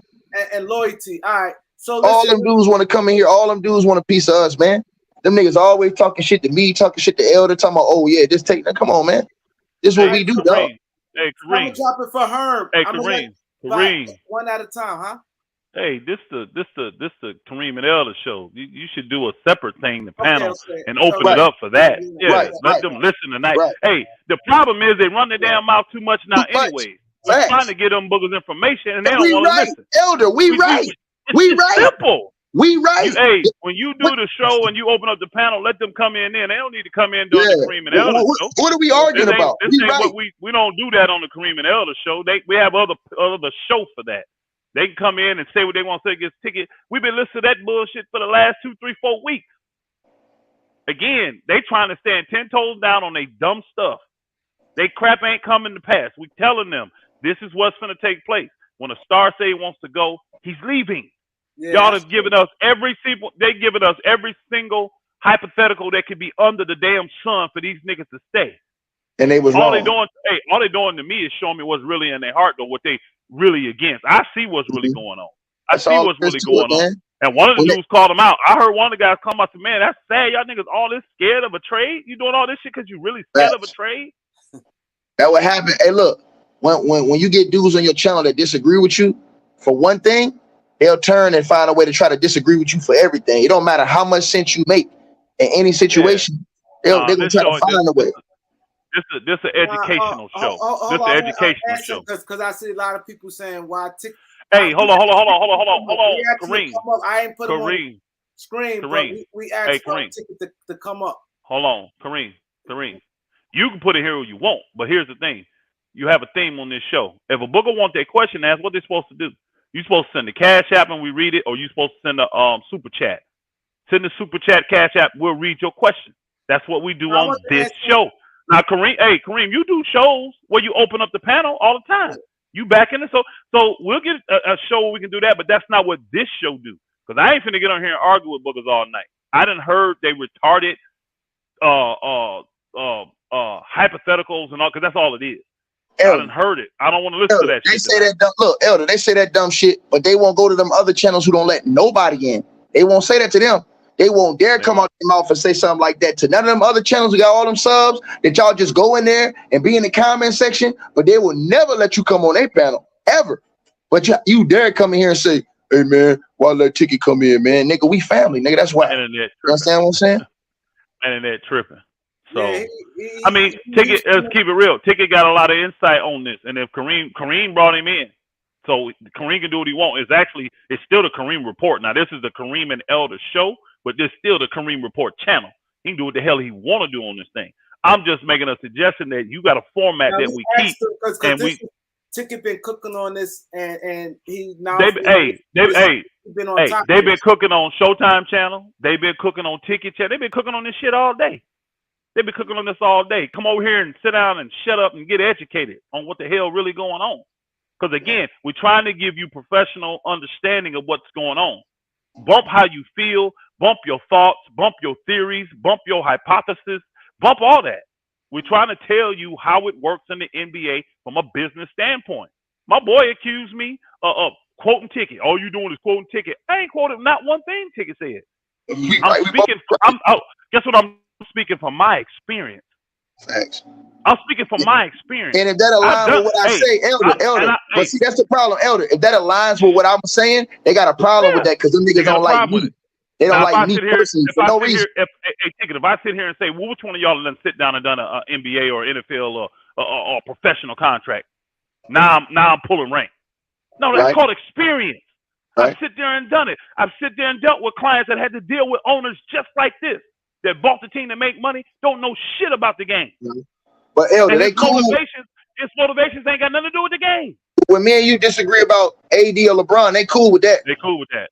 No problem with that. Yep. But the few times whenever we agree, them niggas got a problem, boy. Anybody agree with people, they got a problem, man. That shit crazy. The Kareem and Elder show, it really ain't about that. We on here to educate y'all. Y'all can ask questions through the super chat. Y'all can ask questions through the KAREEMLOUALLEN. You see it right there. That's the Cash App. Hit the Cash App up. Take care of my brother. He putting in the work, and we'll answer your questions then. You gonna ask a silly, retarded question? Hey, y'all seen we get some crazy stuff up here, but if you supporting, we're gonna read the question. No matter how crazy it is, we're gonna read the question. But all the panel back, that's another show for. He'll probably pull up tomorrow and do a panel thing tomorrow. Because we ain't did a panel on here in a minute on the we ain't did because you've been gone, you've been busy. Yeah. We'll get at it and we'll listen to all your retarded ass theories and hypothesis and all this dumb stuff. We'll listen to it again. Until what? Till he gets traded. Then you ain't gonna say nothing. I mean, we've been telling you the whole time. This has to happen. The bottom line, we've been right. They've been all that shit they was talking. They've been debunked on all of it. But they still want to argue. What is there to argue? We told y'all that the owner was gonna side with the general manager and the coach in this situation. Nah, man, they gotta side with KD, man. Why would they go against KD? They go forward with KD. And then look, Elder, right after that, 10 minutes, the Joe Star had to been listening. That motherfucker went online and was like, yeah, I'm siding with the coaches. I said, man, these fools is done. I listened to people on channels today, and they start off talking, and 2 hours later, they done talk themselves into believing that, hey, you know what? There's a chance, because Nash is a shitty-ass coach, and oh, boy, did this and this, and they just come up with all this stuff, and now they done got the self to believe that there is a small chance that he'll fire them dudes. Then he come out with a tweet and kill all that. Don't keep coming up with these crazy theories and thoughts and all. I'm telling y'all, this is basic business. This is billionaire, millionaire business. And let's just keep it real. Most of you have never been engaged in anything like this. You ain't never negotiated a $50 million contract. Stop it. So quit acting like you on the same level as somebody that has actually done that shit. Hey, y'all seen the stuff that bothers me. Y'all seen the article say that they got that deadline for Russ to be traded by the training camp? Try to tell y'all niggas, man, the Lakers ain't stupid, bro. As soon as a KD deal happened, all that nigga is gone. That nigga will be gone. Russell Westbrook is gonna be gone. I don't care where he go, he will not wear a Lakers uniform this year. I'm telling y'all this. He will not, bro. I didn't even think about it. I didn't even. I'm gonna read his stuff there, Kareem. But I didn't even stand 10 toes down about the KD, Kyrie, even the Kyrie. Remember, I kept saying he'll eventually get to the Lakers. Because what did he say? I won't come to Lakers. That's all I said. But the two things I stood on, The two things I stood on, Kyrie ain't playing for them again. That ownership let me know that. And I stood on that Russ is going to be gone. Them two guys is not going to be on them teams. But I got that from watching these owners. I've seen dozens, and I can't say hundreds. I've seen dozens of owners that think like Jeannie Buck. Dozens of owners that think like this Joe Tsai guy. I have. And I see how they move. I know how they move. They about that bread. They about that bread. Now, they're going to put a front out there that they want to win chips. And they do. Some of them do. But they're not willing to give all. They're not losing. They're not willing to take a loss. They're not willing to give up major profit for it. Hell no. Mm-hmm. You in business to make money. And you got to understand, a lot of these moves, a lot of these things y'all be wanting them to do and thinking they can do, no. Because it loses them money. It doesn't help them. And that's all we're trying to tell y'all over here. Kareem, think about this. Kareem got a source that works for the freaking NBA. But you got the nerve to come at him when something comes out? That's crazy. Now, Jamal, my brother. Jonathan, you sent Cash App? Can you say you just sent? I ain't see anything. Well, keep refreshing. It may take a minute to get. Showtime, hold on. Showtime said we circling every answer on the test. Nah, show. The first thing I said when we came out was this. I said, bro. Hold on. Take it. Before you get, let me read this because hey, Jamal, we appreciate the super chat, my brother. We really do. Y'all think Philly could be a dark horse in getting KD, Maxey, Tobias, Thibault, and picks? Me personally, no. I know Ticket threw that out there the other day, and again, I said no. I said no. I agree with you. Yeah. Oh yeah. It's not happening because nobody wants Tobias. Jonathan, thanks for the donation, Jonathan. I really appreciate that. Paul Theory with the Cash App. And Jonathan Savino, I appreciate the donation. Hey, how can somebody say you circle every answer when we told them? I'm sorry, y'all. I apologize. My shit you froze up, brother. Now look, I know that shit really tripping today. How can they say we circle every answer when I told these niggas from the beginning that KD was gonna get traded? He wanted out. Now all I did from since then is when different little things came out, I gave you suggestions on could the coach for the Boston Celtics go get KD? I didn't say he was going to go get him. Or could Daryl Morey go make a deal for KD? All we did was give you guys scenarios, bro. It's called putting out content and giving you guys different options on things that can happen, bro. That's just like you doing trade scenarios. That don't mean you say that trade is going to happen. That means you're giving us option and you're giving, okay, this is what can happen if this does happen. The one thing I said, though, is that KD will be traded and Kyrie Irving will be a Los Angeles Laker. That's the two things I said. That's the two things I said. Now, everything outside of that, I gave you guys information that will prove to show you that those two dudes is going to be moved. Now, if you choose to go against the information I gave y'all and all of the little parts that I gave y'all about how KD wasn't talking to the team, how KD wasn't working out with all the teammates and wasn't with Kyrie working out like they've been doing the whole time to prepare for the season. You understand what I'm saying? All of the stuff that happened with the contract negotiations with Kyrie. How that type of stuff normally happens when you want to keep a guy, when you want to move forward. You understand? The tension between KD and the coach because of how the season ended and how many minutes they was playing KD. All of these different things I was giving y'all that was pieces of pie. And you had Bass and these dudes coming in saying, oh, it doesn't mean anything. No, it means everything. All of those things are pieces of the puzzle that add up to one big pie. So you got to, when we break that down, that's what I'm doing, bro. You got to look. When somebody put a question mark on the end of a video, you're asking a question. And then you got to listen to the video. Can't just read the title and judge somebody for part of the title, bro. You got dudes, Elder. This is how bad this era is, bro. I'm on other channels debating with some of my homies. You got other dudes over here saying that Kareem Abdul-Jabbar couldn't play in this era.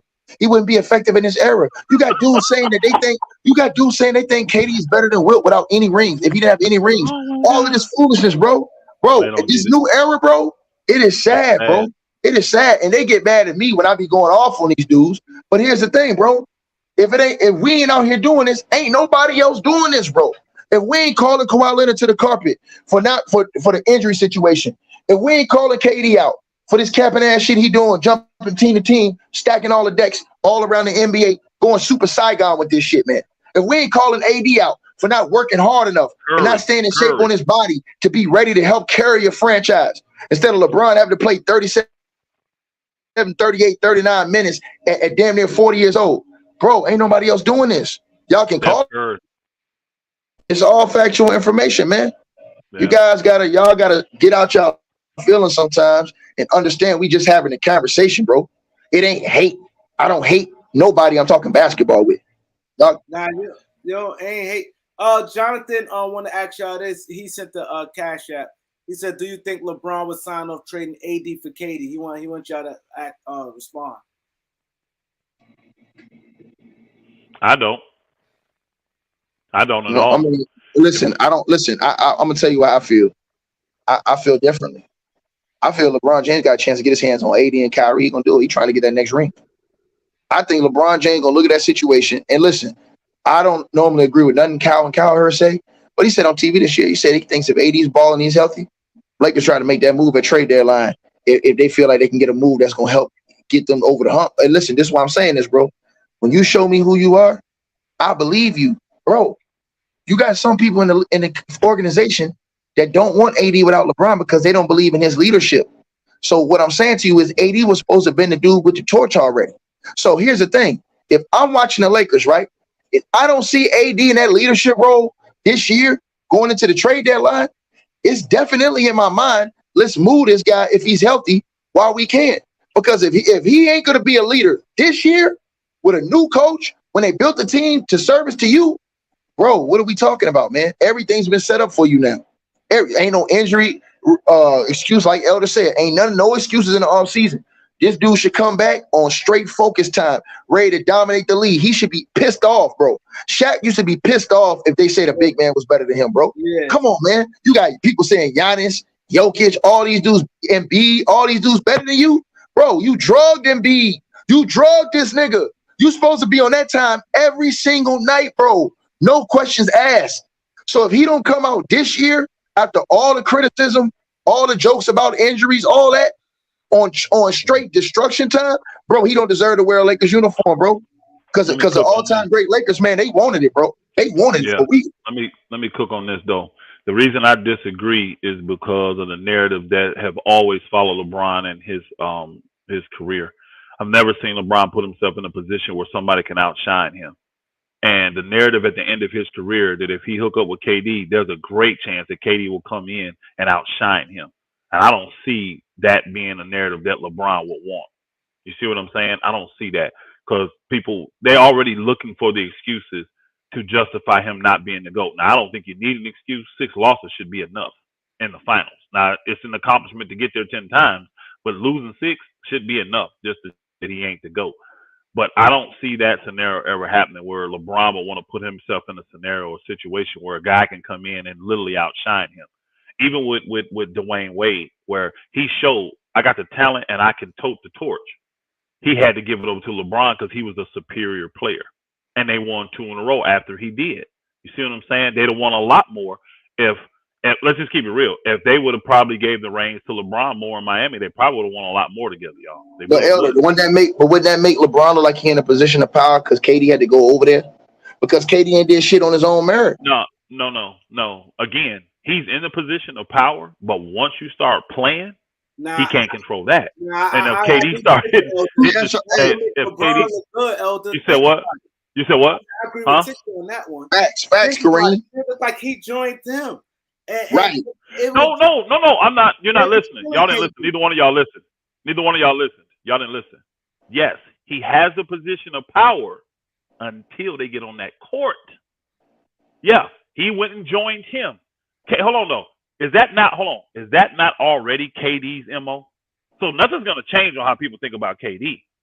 It would change LeBron because he's never had the place where a person comes in, plays with him, and they outshine him on the court. It's never happened. He still has been the lead dog, the MVP, all that stuff. You think that's not going to kill LeBron's legacy? If he brings that booger over there and they win 2 chips, but KD wins both final MVPs?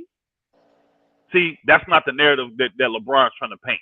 So that's why I don't think LeBron would do that deal, me personally.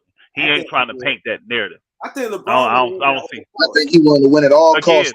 Again, hey, hold on. Time out. Look how, real quick, y'all. Look how great Anthony Davis played in those playoffs and even in the final. What kind of credit did he get? But he tailed off at the last couple. He played like the first 3 Hey, games. go look at them. Hey, Kareem, sorry, bro. Go look at them numbers. They were right there. He didn't tell off. Again, no LeBron raised it. LeBron raised it, but AD was consistent. AD was consistent, and he was a beast. That's why everybody said, "Give me the bubble, AD back." He hit shots. He did this. That people said they never saw him do. I'm telling you though, AD balled out. Go look at them numbers. He balled out. So he balled. Hold on. He balled out. Hold on. Think about this, Kareem. He balled out so much that everybody said this nigga better be in the MVP category the following year. He balled out that much. But what credit did he really get for winning that chip with the Lakers? I'm telling you, LeBron's not trying to put himself in any scenario where someone's going to outshine him. KD can outshine his butt. He could. He could do it. Kareem Brown just said. He said Perkins said Brown will trade his facts. He did say that. He'll trade his best friend to win a championship. That's true. Hey, hold on, but y'all. Elder saying he don't think he'll trade for KD. He's a retard of this stuff. Man. I don't believe shit Perk say. He's up today, down tomorrow. I don't believe nothing. Elder, let me ask y'all a question. LeBron. A lot of players feel like that. Yo, yeah, that is true. A lot of players feel I don't like believe. That. I don't believe nothing Perk says. People talk about when he traded. They talk about when he traded D Wade, but D Wade was not no superstar. He was not no all star. He was done. Kareem, let me ask you an Elder. Let me ask you an Elder question. Let me ask you an Elder question. Where y'all got LeBron James ranked all time right now? I still got him 6. You got him 6, right? Where you got him, Kareem? Maybe about 3 or 4. Bro, them niggas say I'm disrespectful because I got LeBron 6. Elder got him 6. But watch this. Where you got KD all time? And watch this right here. Now hey, hold on, quick ticket. He fell because you had him 5th at one time. No, I'm saying he failed because what happened this last season. I got you. No. I'm saying where you got KD though? That's my other question. Where you got KD? All time? All time. Top 30? Top 25? Thank you. I had him 27, and them niggas said I'm a capping ass nigga. I'm like, bro, if KD don't join Golden State, bro, where is he at? If he don't join Golden State, where is he at? I got him. You gotta turn your volume up. We can barely hear you. What you say? I got KD top 15. Top right now? Right now? Come on, Kareem, man. Kareem, come on, man. Kareem.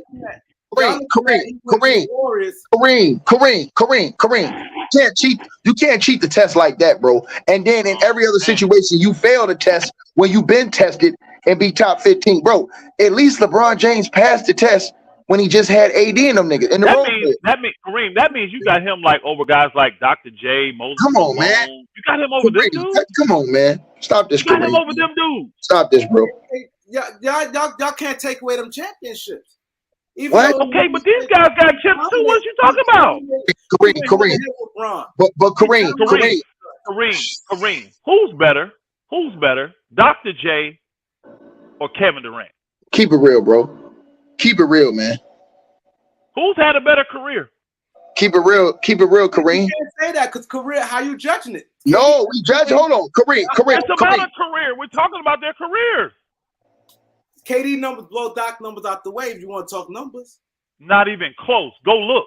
He at Doc's numbers. Blow him out. He don't blow Doc out. No, he don't. Go look at Doc's numbers, bro. Look right and now. KD ain't never been the face of the league. He ain't never been the face of the league. Now he's been considered the best player by a few people a year or two here and there. Dr. J was the man in the ABA and the NBA. Mm-hmm. Boy, you may want to. He was a dude. He was a dude Jordan never looked up to. He was a dude Jordan was looking up to coming in the league. You may want to relook at Dr. J's total. See, because people go by just the NBA. Mm-hmm. I go by the NBA and ABA because they were both professional leagues. Do the NBA because you take the best part of. I mean, a big chunk of Dr. J's. You take his prime out. Is what you do. And he still came and dominated after his prime. So hold up. So let me ask y'all this: when y'all say better, y'all mean game overall career? KD had a hell of a career. Talking about both. Because again, if all KD was do in your opinion, hold on. All KD could do better than Dr. J is shoot the ball. Shoot, that's it. He ain't all around better scorer because Dr. J scored on the best of them. He dribbled better. He didn't play D at all. Dr. J got defensive accolades. He got all the MVPs. Nah, what? KD played D. Oh Yo, my man, God. come on, Yo, Kareem, oh my man. God. Play defense. Hey, talk about. Kareem, man. Is he I'm better saying than Moses? his Oh, career. is he Like better? this year, Hold he on. had Kareem. he wasn't that good this year. Kareem. Is he better than Moses Malone? See, my thing That is, I nigga, don't like comparing players. Period. Y'all know that. that nigga Kareem on cap, man. Play Oh my centers. God, Kareem! I can't He believe you, position. bro.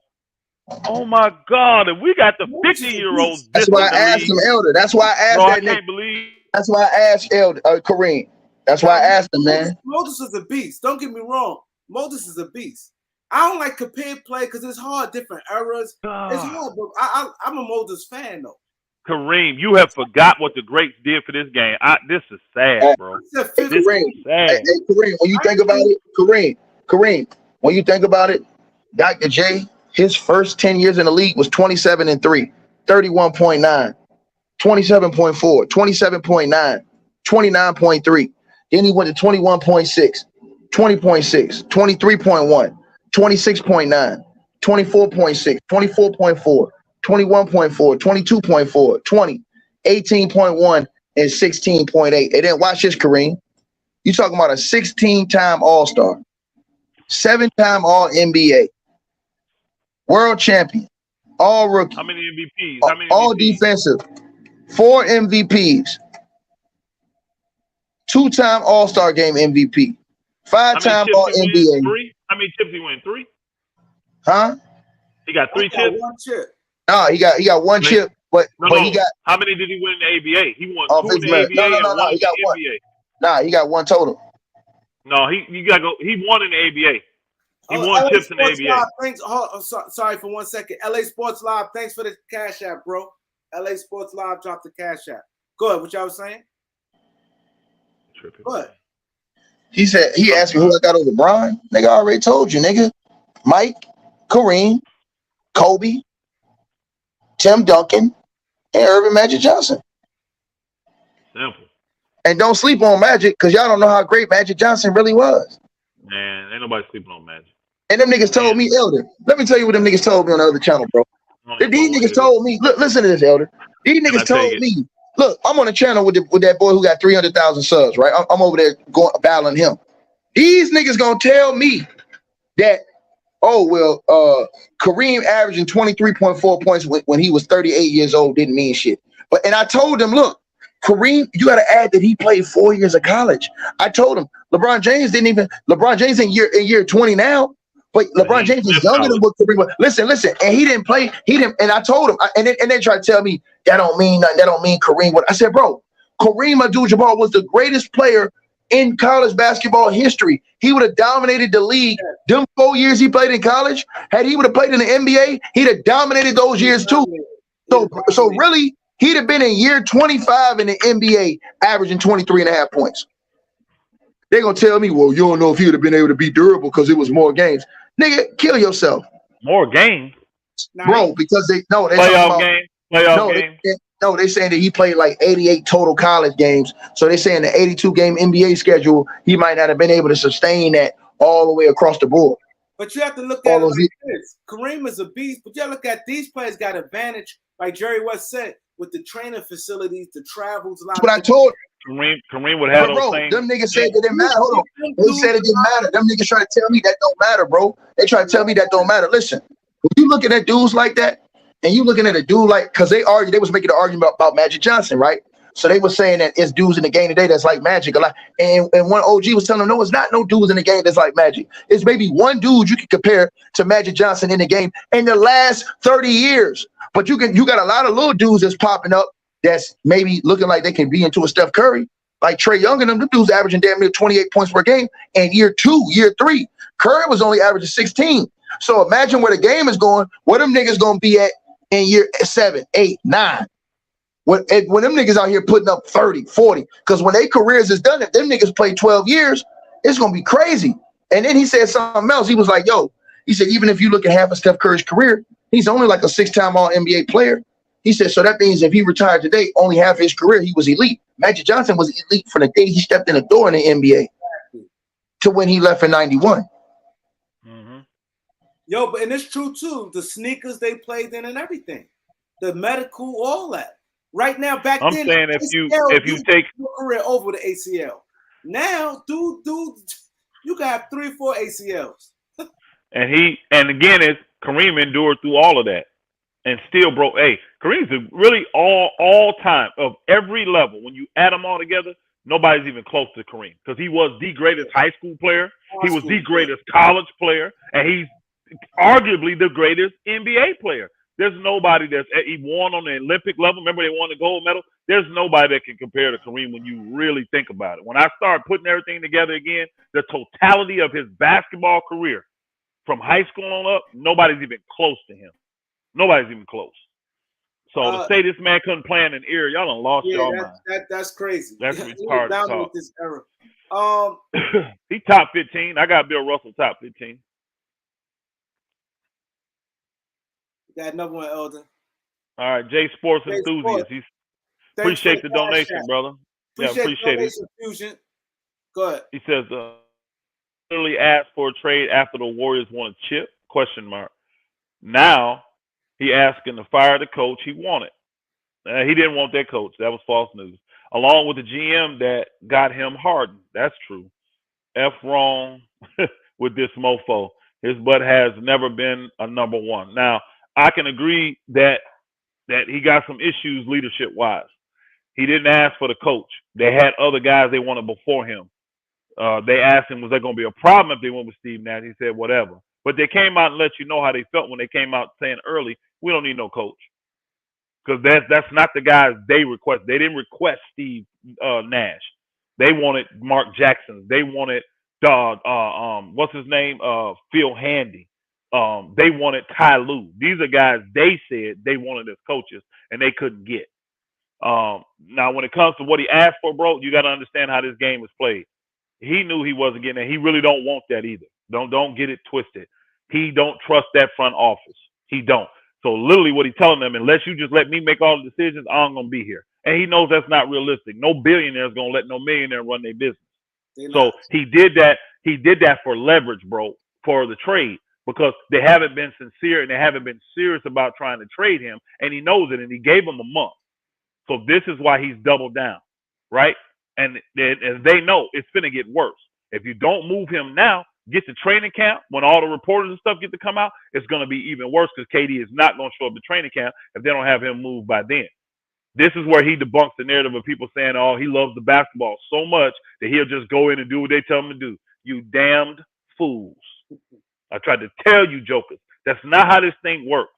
It's not how it works. When a player of his stature say he wants out, he always gets out.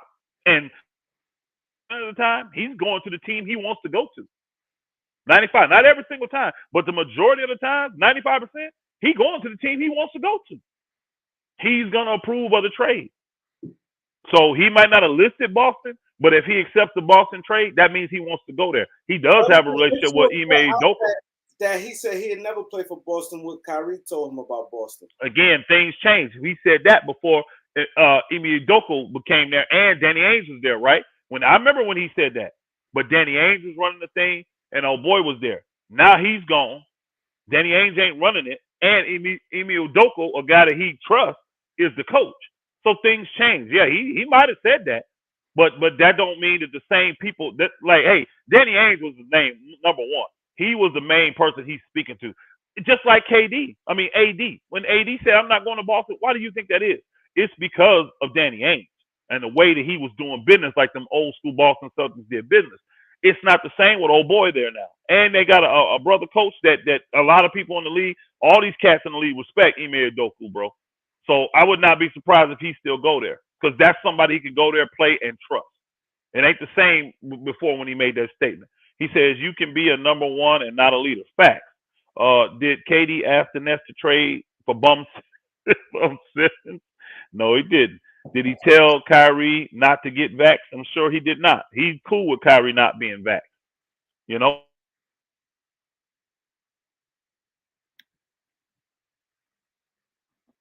He said this Nick Wright. I do apologize, y'all. I'm sorry. I can't do nothing about this internet tonight. It's been acting crazy. Yeah, okay. I got a LeBron lover right there. That's fine. And again, it's subjective. It's your list, and nothing wrong. It's your list, so ain't nothing wrong with it. Yeah, if he go to Boston, I think KD shine anywhere he go, y'all. His skill set, his talent is just that. So but Boston, would Tatum take a step back if KD is? He don't have to, because think about it. Curry never really had to take a step back. They just flowed, bro. I don't see Tatum having to take a step back. He don't, because think about it. Tatum and old boy eat right now. They eat together, so they just gonna take their eating to a higher level offensively, because they make it easier for each other. You know what I'm saying? They make it easier for each other. So the key is, can they get the defense together, and will they be big enough? That's what it boils down to, because people forget Robert Williams is great, but he is 6'8", y'all. He is 6'9". You understand what I'm saying? He didn't have to go up against no jogging off centers. No, he didn't. That's the thing. He didn't. He didn't, bro. Like the Yeah, he didn't. Now he good. Yeah, he good. But hey, he got. Hey, think Boston not stupid. Everybody's saying you got there to the chip, run it right back. You right there. No, that don't mean that. Hey, did not Atlanta get to the Eastern Conference Finals? Did not the Clippers get to the Western Conference Finals a year ago? Bro, you're not guaranteed to get back. You have to make tweaks to your team to get you over the hump. They still didn't get over the hump. He could have been their coach. So this speaking to the ineptitude of the organization. It really is. And when KD comes out and tells you flat out, I don't trust the future of this team. I don't trust it. He's not staying, y'all. He not trying to get them coaches and what's name fired. He already knew that wasn't gonna happen. But putting that stuff out there publicly, he put that team on notice. And now, before things get even more embarrassing, they need to move him. Now, because believe me. I'm sorry. Elder read your report. You asked where the when he sent the Cash App. He said he sent 2. Maybe I missed one, but I saw the one you said Bill Russell, where the Elder rate Bill Russell. I saw that. Oh, I didn't see that. Yeah, you had to read that. If it's Cash App, you got to read it. Not Cash App. I'm sorry. This was right here. Oh, I don't think we read that one. Oh, yeah, no, I didn't read it. Yeah. Hey, Fusion. Okay, he says, where do you guys rank Wilt Chamberlain all the time? He's top 10. I got Chamberlain top 10. I got Chamberlain. To me, I think I don't really entertain those type of rankings. Who's better than this? Because it's hard. Different eras, different positions. It's hard. It's hard. So it's hard. It's like I just like to say a bunch of them. All them guys is great. I enjoy all them guys playing. But it's hard for me to say, oh, this guy, because you look at it, the errors, the rules, it's just different. Different. I don't, and again, for me, I don't rank the 50s and 60s as high as I rank the 80s, 90s, 2000s, 2010s. I don't rank it as high to me. That's why those guys are not higher up on my list. Now, somebody say, hey, he got 11 chips in 13 years. I got to put him here. I have to sit there and wait, well, what's his competition? You see what I'm saying? What's the competition he going against? And you don't have multiple rounds of playoffs. You literally get in the playoffs, win 2 games, and you in the championship. Yeah. So it was just different, y'all. I'm not disrespecting the titles he won, because winning the title is winning the title. He can't do nothing about the format they had before him. And he can't do nothing about the lack of talent and not allowing some of the best players in the game to play. You know what I'm saying? He can't do nothing about that. Now, I got much respect for guys like Bill Russell, especially Bill Russell, because, we've been listening since he just passed away. We've been listening to all his accolades and stuff. I got big-time respect for because without him, y'all, there is no basketball for blacks. I can tell you that right now. Without him and Wilt and stuff they went through, blacks wouldn't even have opportunity. Exactly. So I'm forever grateful. That still doesn't make me rank him higher than what I think other players that. He's the greatest winner in the NBA of all time, but he's not the greatest player. So that's why I got him top 15.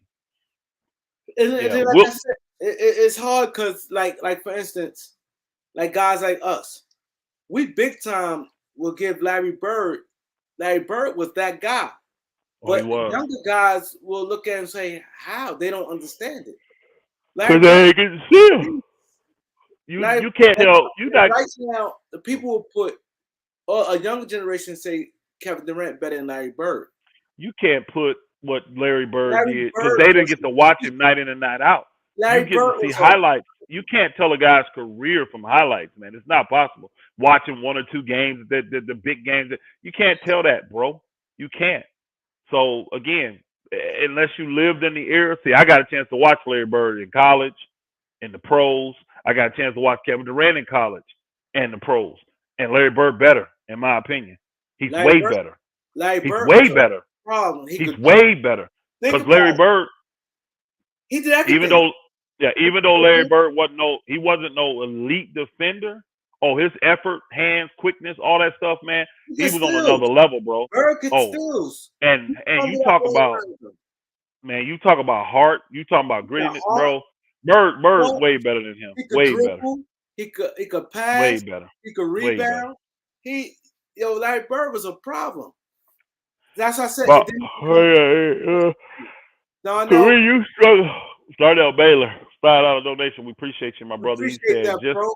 just waiting on Kyrie. To give you a top 5. I need yours, Kareem. You don't like doing them, do you, Kareem? Because go ahead. But I give my top 5.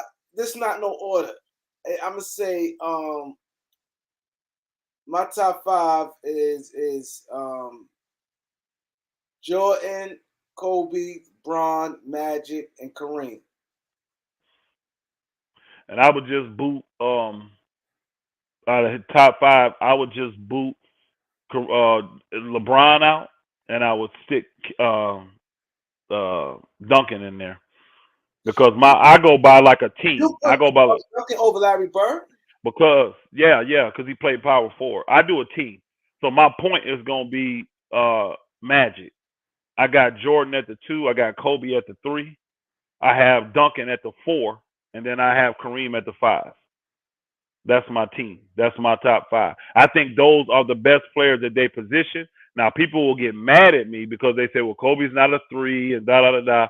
But to me, I have Jordan and Kobe as the top 2 players I've ever seen with my eyes. So they have to be on my top 5. And both of them played 3 some in their career. They were 6'6". They could play 3, so I put them there, right? And you'll say, well, who's the number 1 3 of all time? I mean, LeBron James is going to end up being that. His career be always going to be that. But I still got guys like Larry Bird, Dr. J. Them guys are super high on my list. Because them guys, man, they were transcendent. Them cats was on all world levels. They were. And they got all the accolades to back it. They do. They may not have the longevity that LeBron got, but they got all the accolades to back it up. So that's my top 5. Give me your Lakers top 5. That would be Magic, Jerry West, Shaq, Kobe, and Kareem for me. I'm saying with Elder.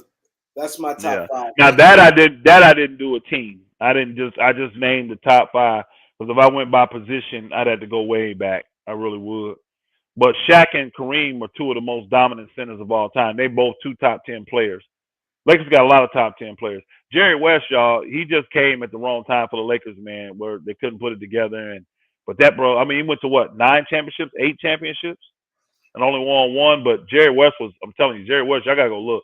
Jerry West was a killer, y'all. He was a monster, y'all. We got my boy Tarantino in the building. Thanks, Tarantino.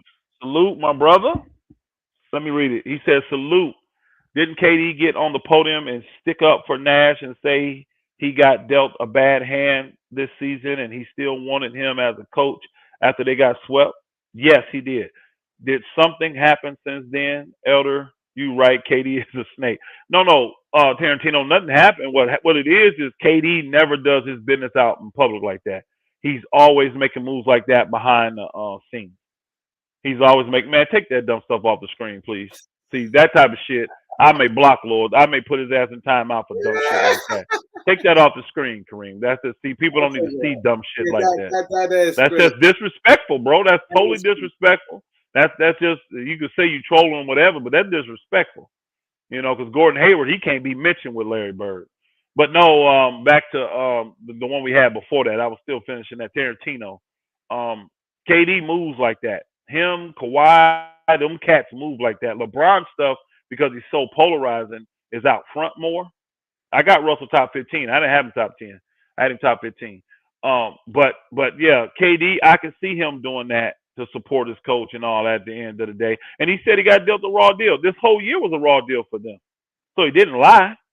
You know what I'm saying? This whole deal was a raw deal. And again, when he made the statement that you need to fire them too, KD knew good and well they were not going to fire those guys.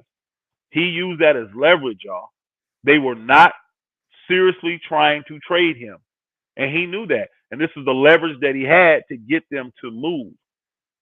And he showed them one thing they thought. See, they started believing what they saw on the internet, that KD loves basketball so much he won't cause ripples. He'll just come in and play. He's under 4-year contract. If you don't trade him, he'll just come in. And that's the approach that Brooklyn took. And he gave him a month. He was fair. He gave him a month. After that, now, no. Since you want to act a fool, now I'm finna act a fool. You don't want to. You want to be disingenuous? I'll come at you with the throat killer, with the throat slasher, and that's what KD did. So now Brooklyn is on the clock. Everybody, that's what everybody gonna be talking about. How long is it gonna take? What are you doing, Brooklyn? Blah blah blah. Brooklyn phones is blowing up, y'all. They phones is hitting off the hook right now. All the players' phones is blowing up. Most of the players, all the people connected, they just putting you the voicemail. They don't want to deal with all this crap, y'all. This the stuff Brooklyn ain't built for. Now LA, the Lakers, they built for this. The Lakers can handle all this type of stress. They used to this type of dumb, retarded stuff. They can handle it. These other teams, they don't want this stuff. This don't bring them no dollars. They ain't bringing them no dollars. The Lakers can turn this into money. They can't. So believe me, Brooklyn, if they smart, they get this KD deal done immediately. So they can get their team back and move on. Get the players, get the picks, move on. And I'm telling you, I'm interested in this. All of this talking going on, probably 2%, 1% of the conversation has been about Ben Simmons. Now, mind you, he's another max player, superstar on this team, defensive player of the year on the team, and nobody's talking about Ben Simmons. He comes up sparingly. You see what I'm saying? I need to see what his role going to be once the Lakers get Kyrie, because then I believe his agent's going to be willing to work with Brooklyn then. And that's why they said, well, we need a Kevin Durant. Y'all don't get what they're saying. When they say they want the Kevin Durant deal first, did you ever ask yourself why? Why is it so important for you to trade Kevin Durant before Kyrie? What difference do it make? The difference is that the Lakers, not the Lakers, but Rich Paul is not working with us when it comes to Ben Simmons. We got like 4 or 5 teams that can even make an offer right now. But if we can move Ben Simmons, we got 20 teams that can make an offer. They can't hear the best deals without Ben Simmons being out the way. And they saying until you give us Kyrie, we ain't working with you on Ben Simmons. This is how it works, y'all. This is how it works. Paul Theory, he said Kareem, my top 5, Bird, Kareem, Bron, MJ, Shaq. That's cool. I ain't mad at your list. Theory in the building. You got 2 centers. Cool. 2 centers and 2 small forwards. 1 shooting guard. No point guard, huh? Who running the point for your team, bro? Who gonna run the point? Bron? Okay, I got you. You're gonna put Bron at the point, MJ at the 2, Bird at the 3. You got to go Kareem at the 4 because he had a jump shot in the hook out to 20 feet. Shaq ain't shooting nothing past 8 feet, 6-8 feet. So I get it. I see your team, bro. I'm gonna blow your team out, but I see your team. Simmons is holding back the Nets from getting Mitchell or Bam. Again, he's holding back a lot of teams. A lot of teams cannot even put an offer on the table. You telling me that Jamal Murray and Michael Porter Jr. and a bunch of pigs and ain't attractive? Maybe, possibly. We don't know. They may like that deal better than the Boston deal. They may. They can't even offer them cats. They can't offer those cats. We can't. Hold on. We can't see Golden State's real deal. Do you know why? You can't put Wiggins in the trade. You know Wiggins has to be in it. You can say this. I don't like that rule though.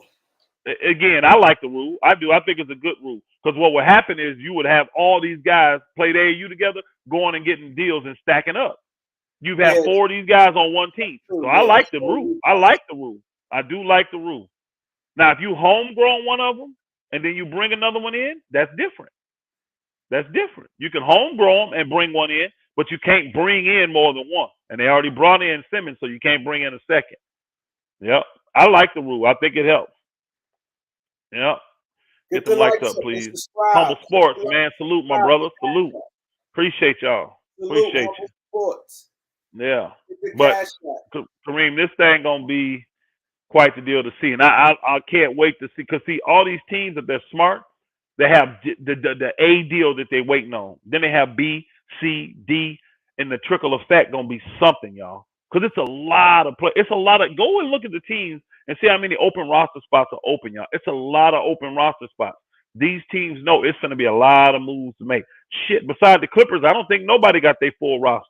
Besides the Clippers, they about the only team in the league got their full roster. Yeah, Clippers got. Yeah. They do. Darnell Baylor, salute my brother. We do appreciate the super chat. Yeah, he said, I need y'all top 5 power forwards in order. I'm saying Tim Duncan, Karl Malone. You got to put Barkley because he played power forward. Tim Duncan, Karl Malone. That's a hard one for me because there was some old power forwards back in the day that were really good. Kevin McHale, and I mean Garnett. You got some. You got some pop. Dirk Nowitzki. It's hard, bro. I can't put together a top 10 because I need to go back, because a lot of them old school power forwards, they were very, very good. The Marcus Johnson ears, all that stuff. Them cats was good, bro. Them cats were very good. So I can't give you a top 5 in order. Definitely not. And we just named you about 10 names that should be in there. Tim Duncan, Karl Malone, Barkley. Dirk was a beast. It's a lot of guys, man. But some of these guys didn't have a long career either, though. See, you know, Dirk, a lot of these guys was beasts, bro. I mean, Dirk, I would say Dirk. See, Kevin McHale to me, offensively, bro, I ain't seen nobody with the touch. I ain't seen nobody with the footwork that he had. I mean, Kevin McHale. And think about this. Kevin McHale was the 3rd option on the Celtics at a lot of times. Nah, he was Bird. Hey, you know why I know this? He just said it. I listened to him get interviewed on XM radio. He said there was a lot of times I was 3rd or 4th option, depending on who was hot. He said, so if DJ had it going, I let DJ roll. He said if the Chiefs, because people forget how good Robert Parrish was. If the Chiefs had it rolling, I let him roll. He said, but there were many, many nights I was the 3rd or 4th option on that team. Bird was always number 1, but he said everything out. He said the Celtics knew this. Bird is number 1. Everything after that is up in the air, depending on the game. They knew that as a team. Their goal was a monster. His low post game was, bro. I'm gonna tell you right now. Him and Hakeem Olajuwon to me had the best low post footwork and moves I've ever seen. Them 2 cats, bro, was impressive. And see, Hakeem, I got him top 10. A lot of people don't have Hakeem in their top 10. I got Hakeem top 10. I got Hakeem top 10. Olajuwon's a beast. So a lot of folks hate me for that, saying, man, you got Hakeem, but you don't have Bill Russell in there. I'm like, well, that's my list. Nah, I respect what Hakeem did a little bit more than what Russell did. I just do. Now, I know Russell's the greatest winner. I know he was an incredible athlete. He was an incredible athlete, y'all. He was. He could have been an Olympian. No doubt about it. He could have been an Olympian high jumper. I think he was high jumping 7 feet back then. Kevin McHale played this era right here. Oh, my God. He would destroy these dudes. If Kevin McHale played this era right here, because he'd be able to play some center. He was legit 6'10". And he had to pop. He would be a pick and pop. He can roll to the basket. Oh my God. Kevin McHale would destroy this, man. What he doing this era here? It's not physical. Oh my. Yeah, I like McHale. Any reason LeBron didn't make a post about Bill Russell's death? Not sure. What's up, Ethan? Shout out to Ethan Hill. Yeah, Ethan Hill, salute you, brother, for the $5 super chat. I'm not sure why LeBron didn't make a post. I have no idea. I didn't know he didn't. I thought he did comment on it at one point early, like as soon as it happened. You sure, brother? Ethan, you sure he didn't make any post? I thought LeBron said something like... No, they said, Skip Bayless said he didn't make a post. They would talk about that on First Take. Skip Bayless did. But it doesn't matter. Like, some people he don't... private. I don't get it. Everything ain't for social media for everybody. Yeah. Like, but that don't mean LeBron don't respect them. Like, it don't mean that. It don't mean that at all. Yeah. He may know his family, or and he could have. He probably had his number. May know his wife. Yeah. So, been a good show, Kareem. Yes, Good show. I'm Come gonna back. give Come back with a banger. Come back with a banger. We be here tomorrow. I'm trying to go live every day. We're gonna be here tomorrow. Open the panel. Right. I need you to cook because a lot of guys want y'all. Hey, I'm in Bama tomorrow, so I ain't gonna be on tomorrow. I'm in Bama tomorrow night, so I ain't gonna have a reception to get in. I may have enough reception to be in the chat. You see what I'm saying? I may have enough reception out there to be in the chat. So I may be in the chat, being a chat troll like some of you boogers be. I may be in there, trolling y'all in the chat, but I won't be able to come on the panel because I will not have a reception out there deep in the country in Alabama where I'm gonna be. But then I'll be back the next day though. So we cooking on Wednesday. Yeah, because people I'll be able to cook. want to see you in a ticket. I saw. Oh yeah. Oh yeah. Well, again, this is the thing. Tickets got the big platform, but again, on this here, we've been trying to educate people on how this type of stuff works. Yeah. And because people have their own personal desires, that's what it is. They desire a certain thing to take place. It's closed their mind to what can really truly happen. I mean, I've been amazed the last 2-3 weeks of how many hypotheticals people have come up with to justify what they want to happen. You see what I'm saying? It's just incredible to me. And I literally stopped going on people's panels. I did. I said, you know what? It's sad, because what it turns into, it gets extremely disrespectful.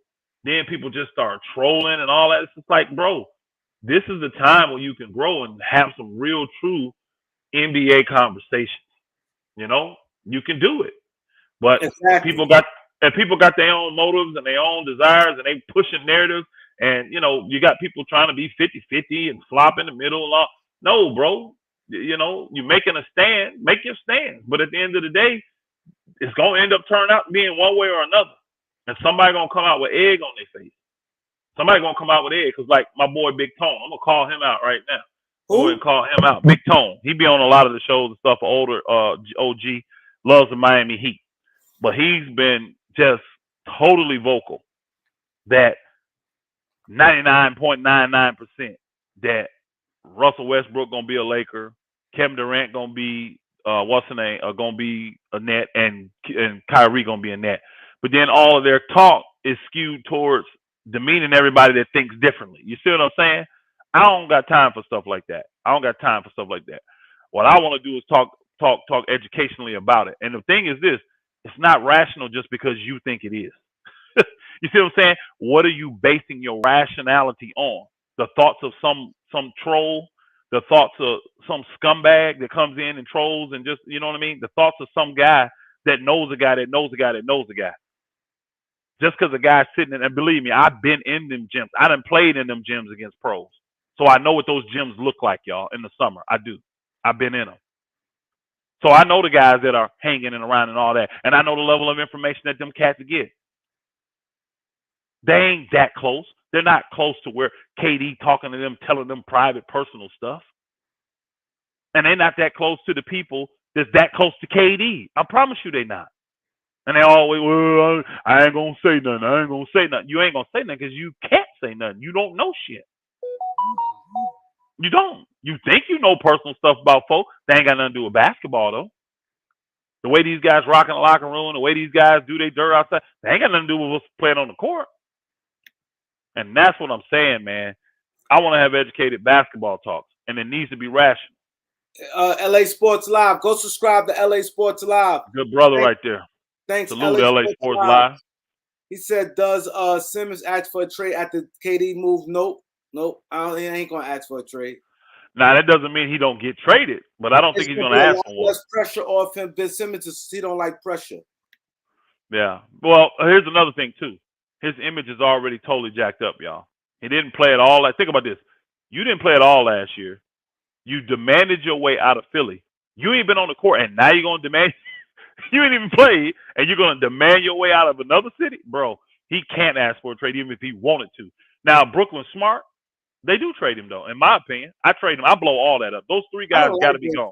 I trade him, too. Well, here's the thing, though. This is what I think you can get.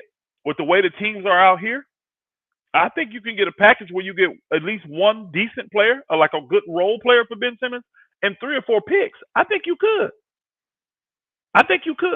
And that gets back. I think right now people. I think teams if he has a healthy health report, if he has a good health report, his teams health do their due report diligence. good. I just think people don't. I just think people don't trust. I don't see. I see teams right again. There are teams that ain't getting no 3 don't. pictures of Ben Simmons right now. I bet you could. They're just teams that don't get the opportunity. They don't get the opportunity for this. I guarantee you this. Teams are not just calling the Brooklyn Nets about Kyrie and about old boy. They're calling about KD. They're calling about Ben Simmons. They're calling about Seth Curry. They're calling about the guys that you can't trade. What's his name? Because he just resigned. Patty Mills and Claxton. Those guys resigned, so they really ain't calling about them. But guys that are eligible on that team that can help team, they're calling about all these dudes. They're calling about all these dudes.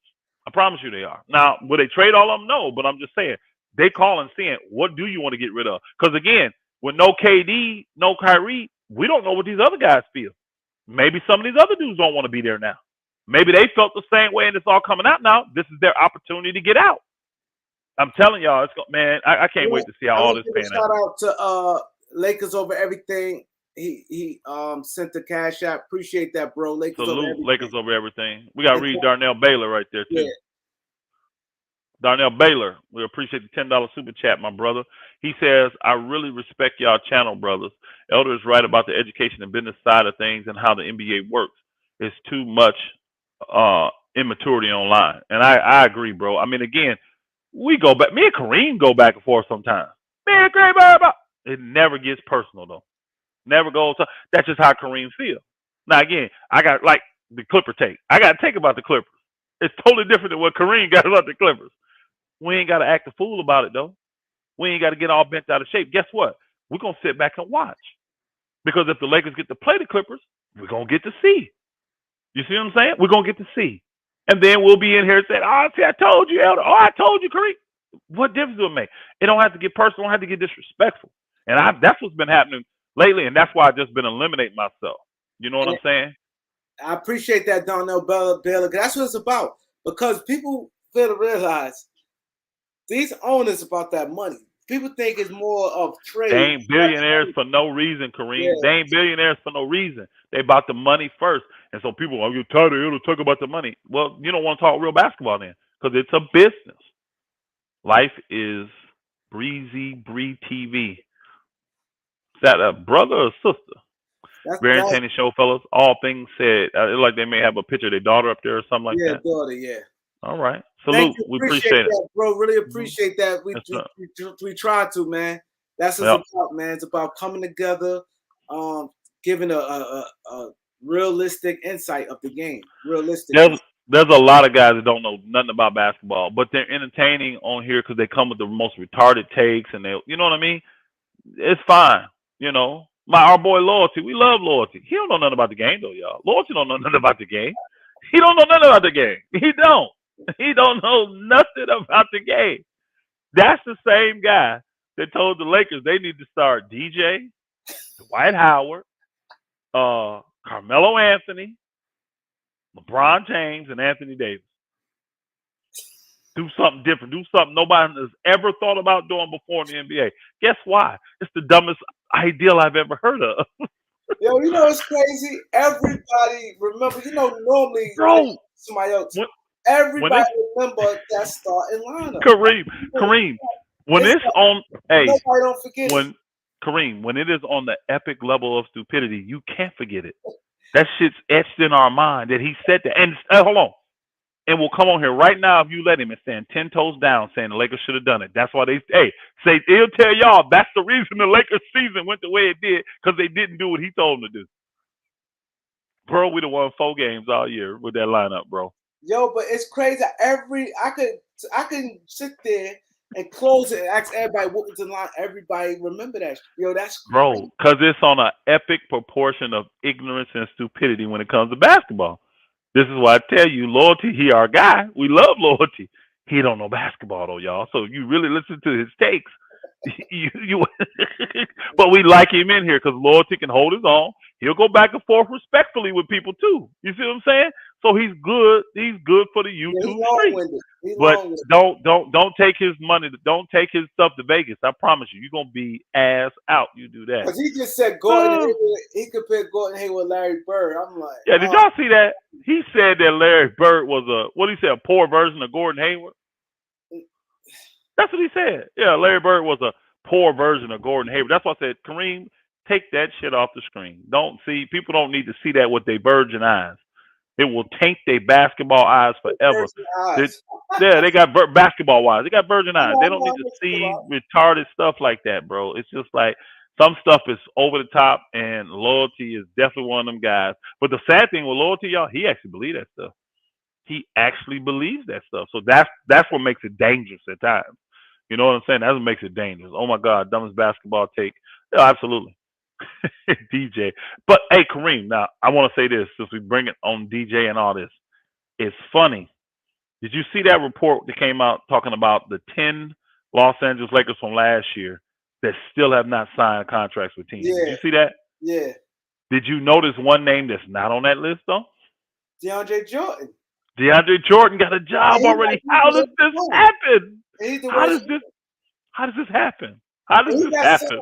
He's like the second guy to sign in free agency. Denver signed him so fast. Yo, he was the second in free agency. What does DeAndre Jordan have on the NBA that he consistently gets these jobs, bro? He got to quit. Even when the Lakers cut him. Philadelphia picked him up quick. What is it that they saying we not, man? Oh my God, I can't believe he got a job. He said, "Well, Vogel, I'm surprised he didn't try it." LOL. He was playing Russ, THT, and Rondo together. Yeah. So that's a bad lineup. But that's not as bad.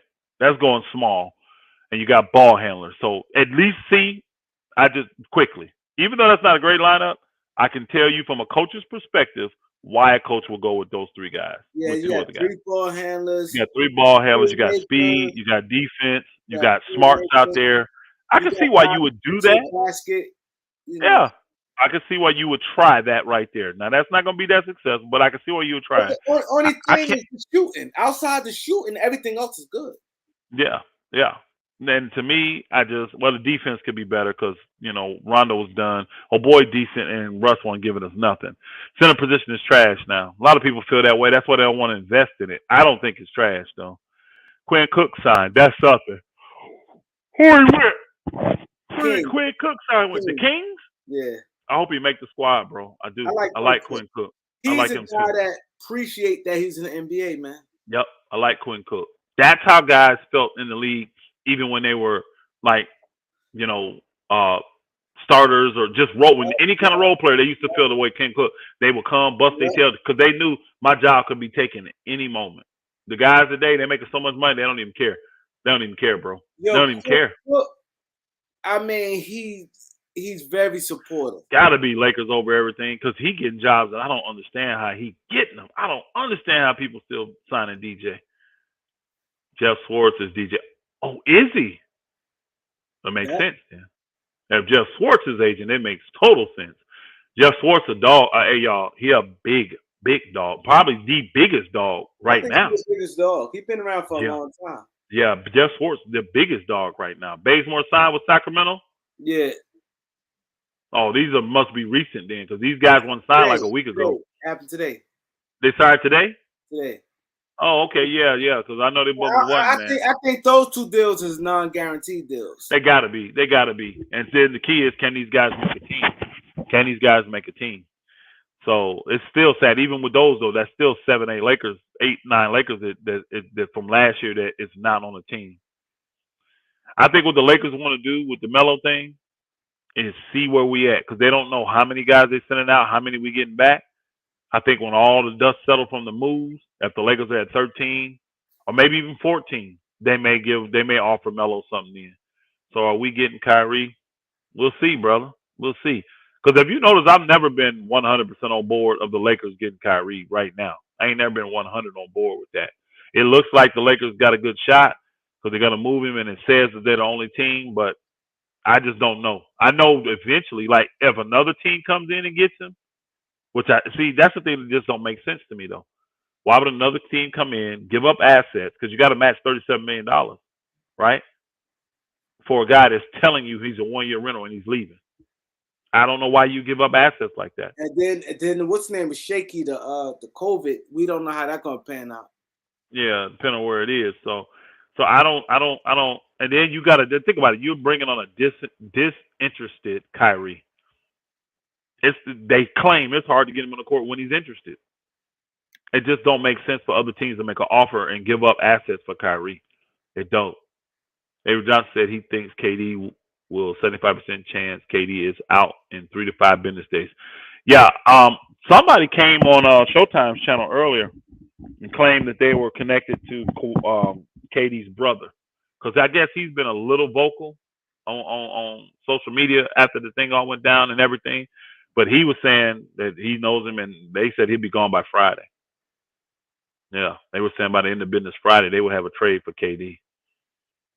So, and to me, good business is better to do it quicker than later, because the longer you go, the less you're gonna get. Let's just keep it real. The longer you hold out, you start turning down good deals, teams are gonna be like, skip it. You don't want to do business still. A lot of teams now they feel like not that they felt before, but now teams feel oh, the Nets got to trade him, because it's like Sean Marks had to do it. You want me out? No, I'm getting you out. No.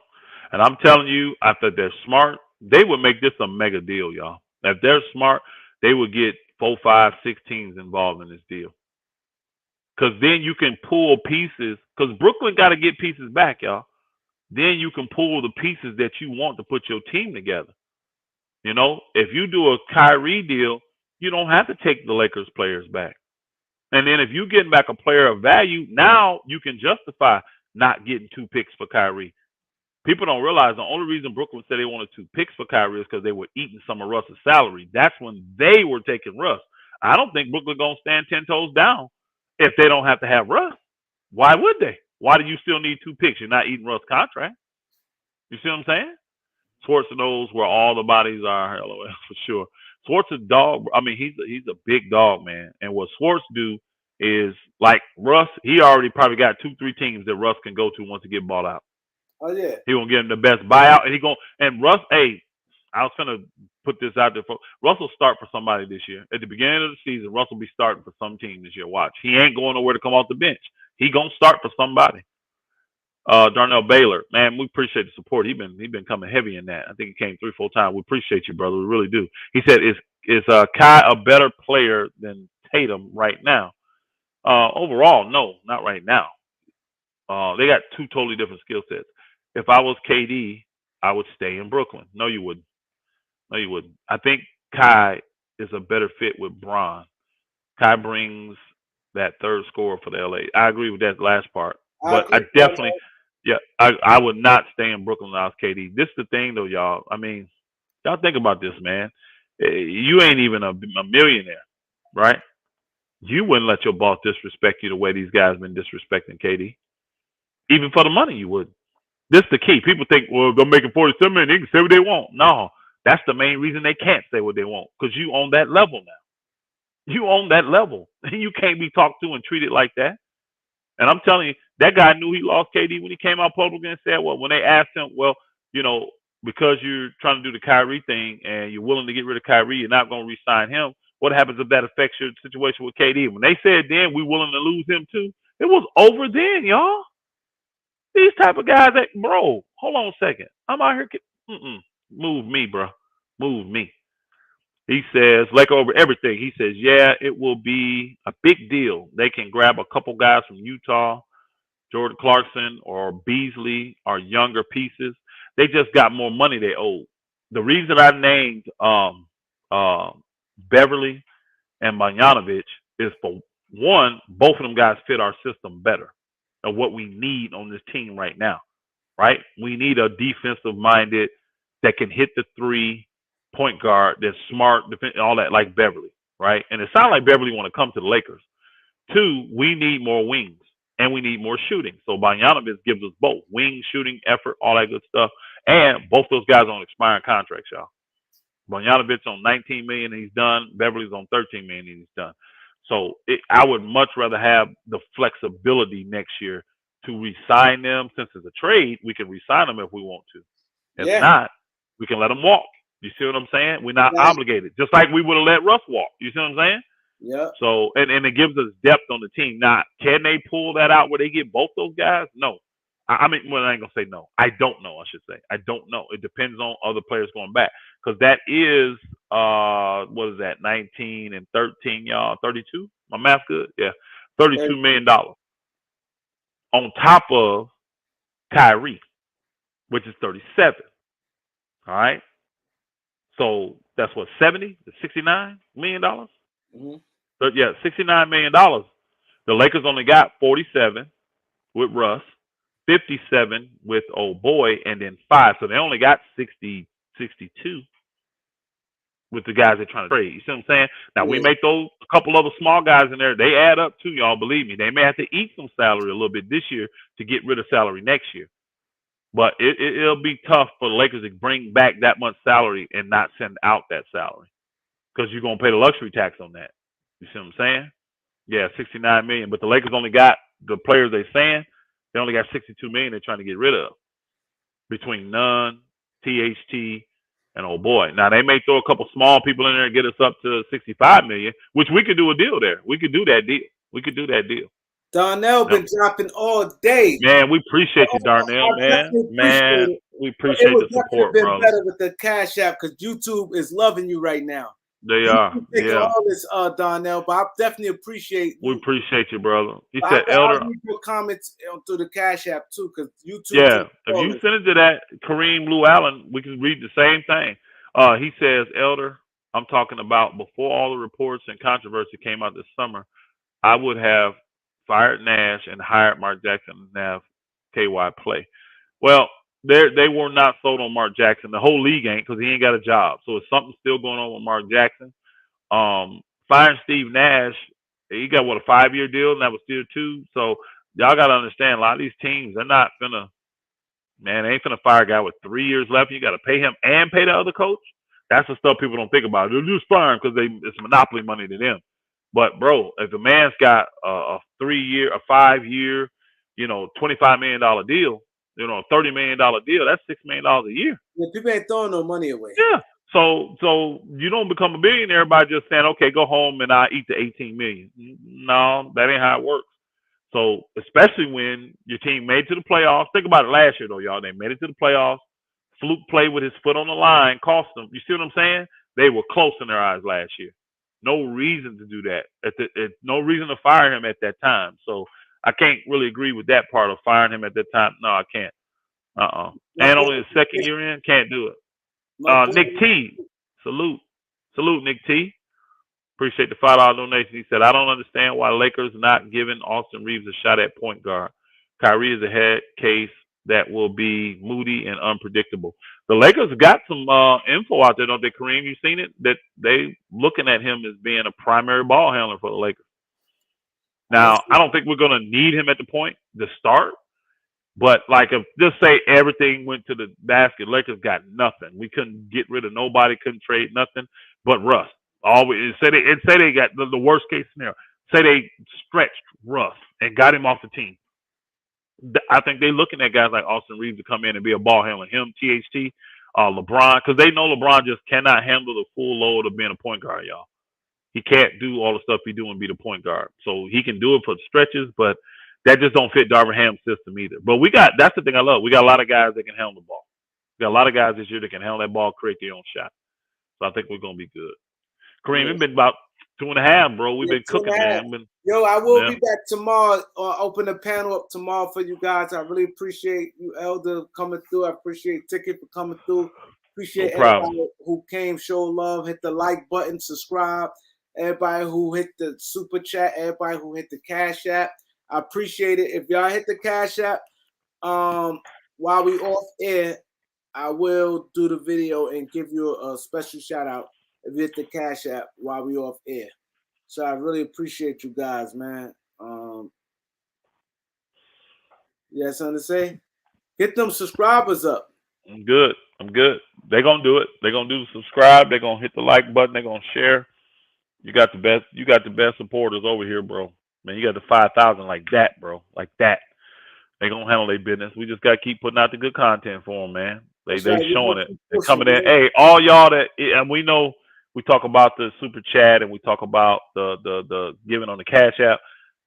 We do appreciate it, all of it, bro. We appreciate all of it. Go to the channel. A lot of it go right back to y'all. Most of it go right back to y'all. But coming through heavy tonight, even on the super chat, man, we appreciate that because it's the participation, it's the love. We appreciate it, man. So just keep doing it, man. He said, y'all like and comment, and subscribe. Yeah, man. Thank you. Life is breezy. Bree TV. Thank you. Super chat. Thank you very much. Thank you very much. Y'all keep doing it like this. It will add up to where he get to feel it and see it a little bit. It be so spread out, they don't give it to you. Like I know how it is, bro. Yeah. You don't even see it. They get part of it this month, part of it next month, part of it next month. Yeah, the what's name's that. Now, Kareem, you do know what you can do. You can turn that off. You can turn it off, and they only had an option to do it through KAREEMLOUALLEN. That's another option for you. I'm gonna try it the next round. You can turn that off. You don't have to keep that on. You can turn the super chat off. They can do like the unpaid stickers and all that kind of stuff to send a message, but you don't have to have that on. And then they can send it through KAREEMLOUALLEN. You just gonna probably have to have another unit to where you can read those, fluently and all that kind of stuff. So, man, salute my brother. Appreciate you. Good to see you again. Good to hear you again, man. Everybody, tell Elder happy birthday, man. Elder birthday was on the 6th. Yeah, I turned 50. Happy birthday, man. I turned 50, man. I turned 50. It was I don't celebrate birthdays. I don't, do none of that, but it was significant for me. And I'm gonna share this since you brought it up because my mom, we had 6. I was the first one to make it to 50 years old. You know what I'm saying? And my lifestyle, I'm big about breaking curses and doing all that kind of spiritual stuff. And so it had much significance to me to make it to 50, which I never doubted I would. But again, you know what I mean? The facts are there when no one else has. So it was a nice little, glory to the king for me. So that was a significant for me being the first one. And I got, a couple brothers, we'll see what happened there. And all my children will, you know what I'm saying? Because I don't want the curses, like the book said, to go to the 3rd and 4th generation. I'm cutting that stuff off so they don't have to suffer for the things that I might have done or my mothers might have done or my mother, dad, my grandparents, you see what I'm saying? I ain't finna let them suffer for that. So, but no, that's what it meant to me. Yep, he said happy belated big 50. Yeah, I know 50 is big for most folks. And it's big for me, don't get me wrong. It's big for me. I thank the Father that at 50, I can still get it done. You know what I mean? It's still, everything that needs to get done. We thought 50 was old. Think about it. When we was kids and somebody said they 50, we like. We thought it was old, yeah. Now that I'm 50, hey, Kareem, now that I'm 50 and I'm doing all the stuff I'm doing, I'm like, man, 50 definitely ain't old. You know what I'm saying? Yeah. Definitely, because I'm doing twice as much now than I was in my 20s, bro. You know what I'm saying? I'm doing twice as much now. Man, shoot, let's keep it real. Just having 4 wives, bro. I'm busy. You know what I'm saying? I'm busy, bro. I got a lot to do. So, yeah, man. Ain't no joke. So, yep. Oh, one cool P, my sister. One cool P. My trips out there keep getting delayed, man. They keep getting pushed back. And my mother-in-law, we're supposed to go out there, man. And my mother-in-law, man, broke her leg. So she going through rehab and all that. She don't want us to come out till she's done with that. But we getting to Texas soon. Everything. Thanks, bro. That's fact. That is true. That is true. That is true. Lakers over everything. Got a good channel. Y'all go subscribe. Lakers in 5. Lakers over everything. We got a lot of good Laker channels out here, man. So he said, Super Chat help push the channel. Well, because they like that, so it will help. That's why I said you may want to leave it on. Because they getting paid, they gonna push your I get it. I get it. So that's why I was saying, yeah. Jeffrey, happy birthday. Just turned 45 last month on the 14th. Salute. All right, Kareem, I'm out of here, brother. Hopefully I'll be in there tomorrow with y'all. Man, don't worry about that, man. Peace. Don't worry about all that. MIB. Salute.